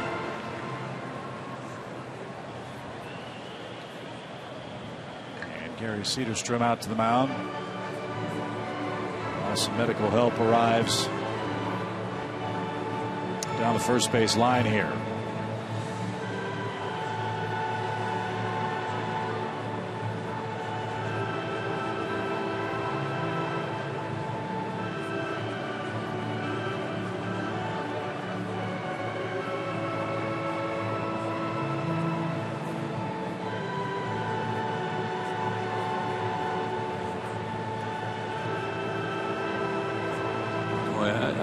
I still contend there need to be screens all the way to the end of the dugouts. This ball, so much of this. Yeah, I mean, this ball wasn't hit on a low line drive. I mean, it went over the dugout good 10 feet, but it was Where are they? really flying. They're still holding their hands up like they're still waiting for medical people. Well, maybe they need a little more help. I'm with you. So much has been made, and rightfully so. We were in Fenway Park, arguably the smallest protective screen that I've ever seen, and the fans right on top of the action. The screen here is 7 panels or 6 panels wide, and it stops a good 15, 20 feet, maybe more than that, before each club's dugout. And while a fan in Boston was hurt with a baseball bat, this was a baseball. And I know our chat with Rob Manfred while we were in Boston said that baseball is trying to address this issue and trying to figure out the best way to balance fan safety versus fan experience, and that's sometimes what it comes down to. As hard as the ball is getting hit, and human nature being what it is, folks aren't paying attention every second of every pitch. People get hit, unfortunately, all the time, and youngsters can't get their gloves up in time. I appreciate what Gary Cedarstrom is doing right here. He's basically delaying the game, and rather than have everybody with their backs turned to home plate, have somebody get smoked with another foul ball. No need to get on a soapbox here, but this was a critical issue for the National Hockey League, you'll recall. They had a tragic incident. A youngster was killed by a puck that was deflected into the stands. And the NHL adopted netting that... They finally got some medical people there, I believe. Got netting that protects the fans there. And fans forgot about the net being there about 10 seconds once the game started. Hopefully, baseball will find a solution to problems like this, which happen far, far too often. More in a minute.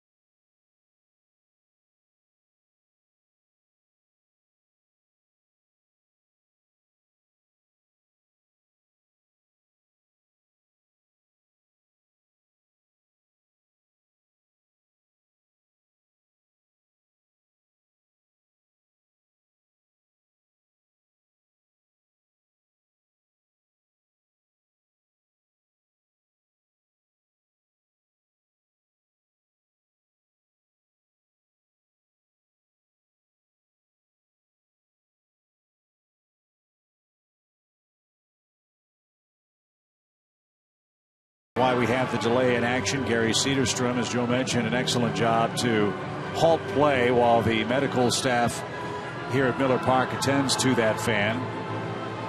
And once he or she is taken care of and on the way to help, the game will resume here with the Braves leading by a 5-3 score.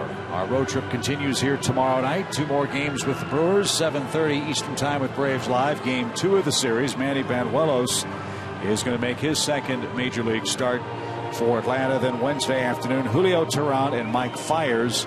That first pitch at 2:10 Eastern Time. Yeah, we still haven't heard who's pitching tomorrow for the Brewers. Don't know if they're going to call somebody up or just move somebody out of their bullpen. Looks like the medical crew is getting that fan ready for transport. Hopefully he or she is all right. And we'll continue from Miller Park in a minute.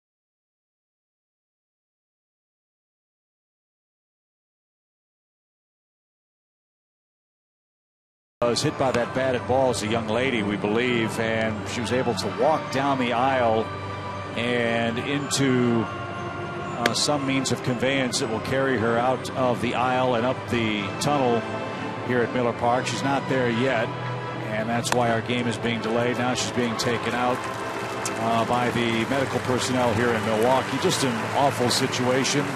Nothing you can do about it. Certainly unintentional. And now Yuri Perez has to get back into the batter's box and continue the ball game. And again, I think, Joe, you made an excellent point.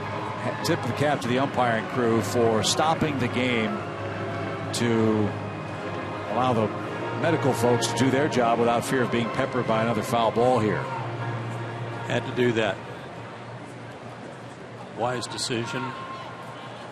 Now everybody that's watching the woman being taken away needs to pay attention to what's going on the field. First and second, and Perez takes the ball inside. 1 ball, 2 strikes.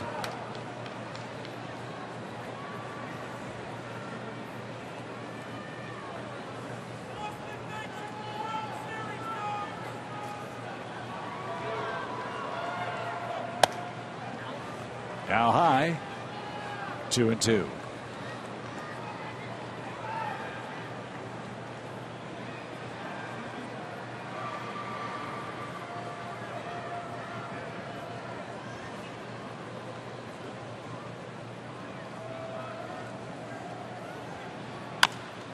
Little roller. Kotz pounced on it, and his throw to first is in time, and that ends the Atlanta ninth.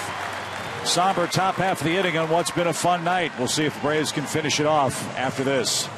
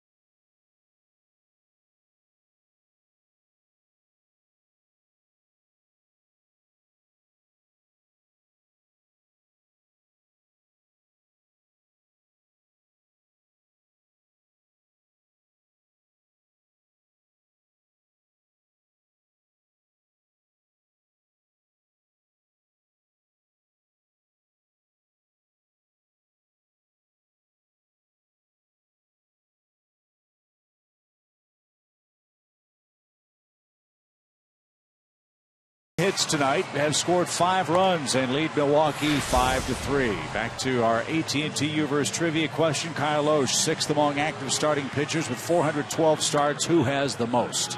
I like your guy. I'm going to go on your coattails. Bartolo Colon? Yeah. You're going to say Bartolo Colon. All right, we'll stick with it. See if it's Bartolo Colon tonight.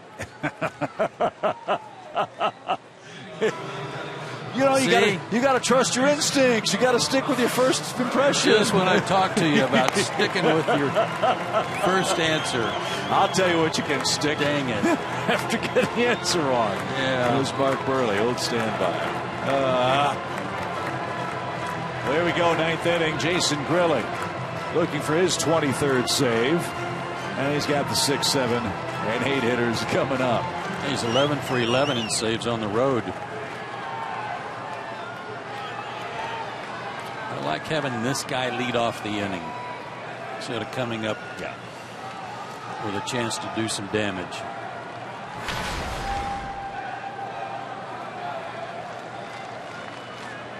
Grilly versus Aramis Ramirez.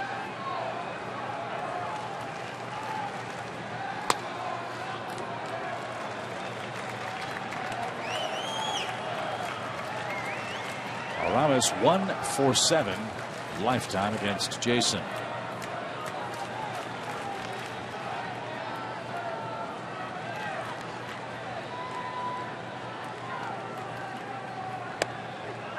At the knees, a strike. The Brewers didn't think so. 1 ball, 1 strike.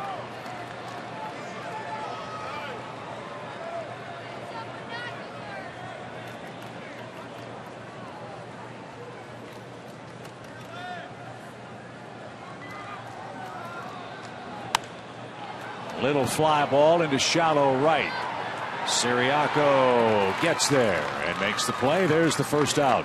Ramirez still hitless against the Braves this year. An 0 for 3 night tonight. There's the first. Here's Segura.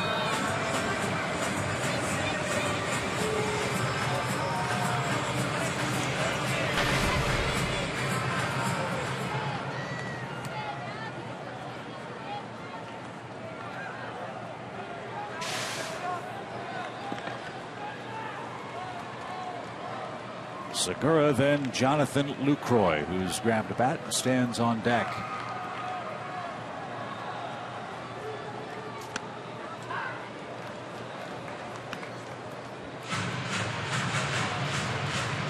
Tonight, the 72nd start made by a Braves starting pitcher 25 years of age or younger. Now the crafty veteran Jason Grilli trying to finish it off for Matt Wisler. And this is a key man to get, especially with the man on deck, one of the best players in the National League, Jonathan Lucroy.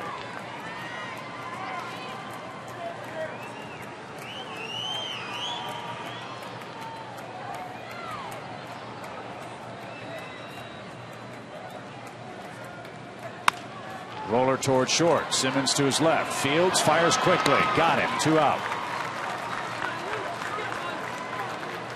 Well, he feels so confident when the ball's hit up the middle on either side of the second base bag with Peterson, Ciriaco, or Simmons. And Anderson doesn't show his arm off on every play. He breaks it out when he needs it.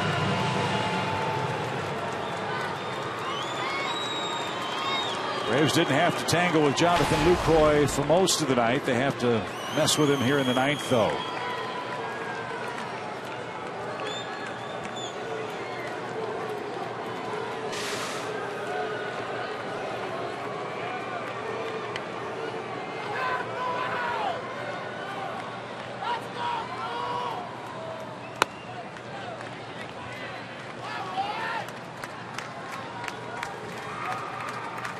Lucroy's numbers head-to-head with Jason Grilli. His 38 games did the Brewers catcher with a fractured left big toe. Trying to play through it. Hit 133 before he went to the disabled list. He's hitting 291 since coming off. Last year set a major league record for most doubles in a season by a catcher. 53 doubles. With 13 homers, 69 RBIs. I wonder how many clubs are wearing out the telephone talking with Doug Melvin about whether or not Jonathan Lucroy would be available at the deadline.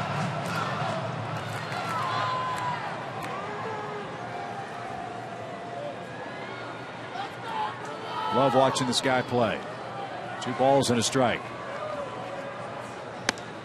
And now 3-1. Where would you think a guy named Lucroy is from?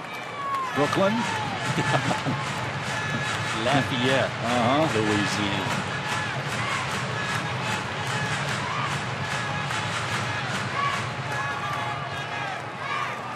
Don't want to walk him. 3 balls and a strike. Bouncing ball up the middle. Ciriaco's got it. A long throw to first in time. Grilli works a perfect 9th inning, and the Braves have beaten the Brewers. 5-3 the final.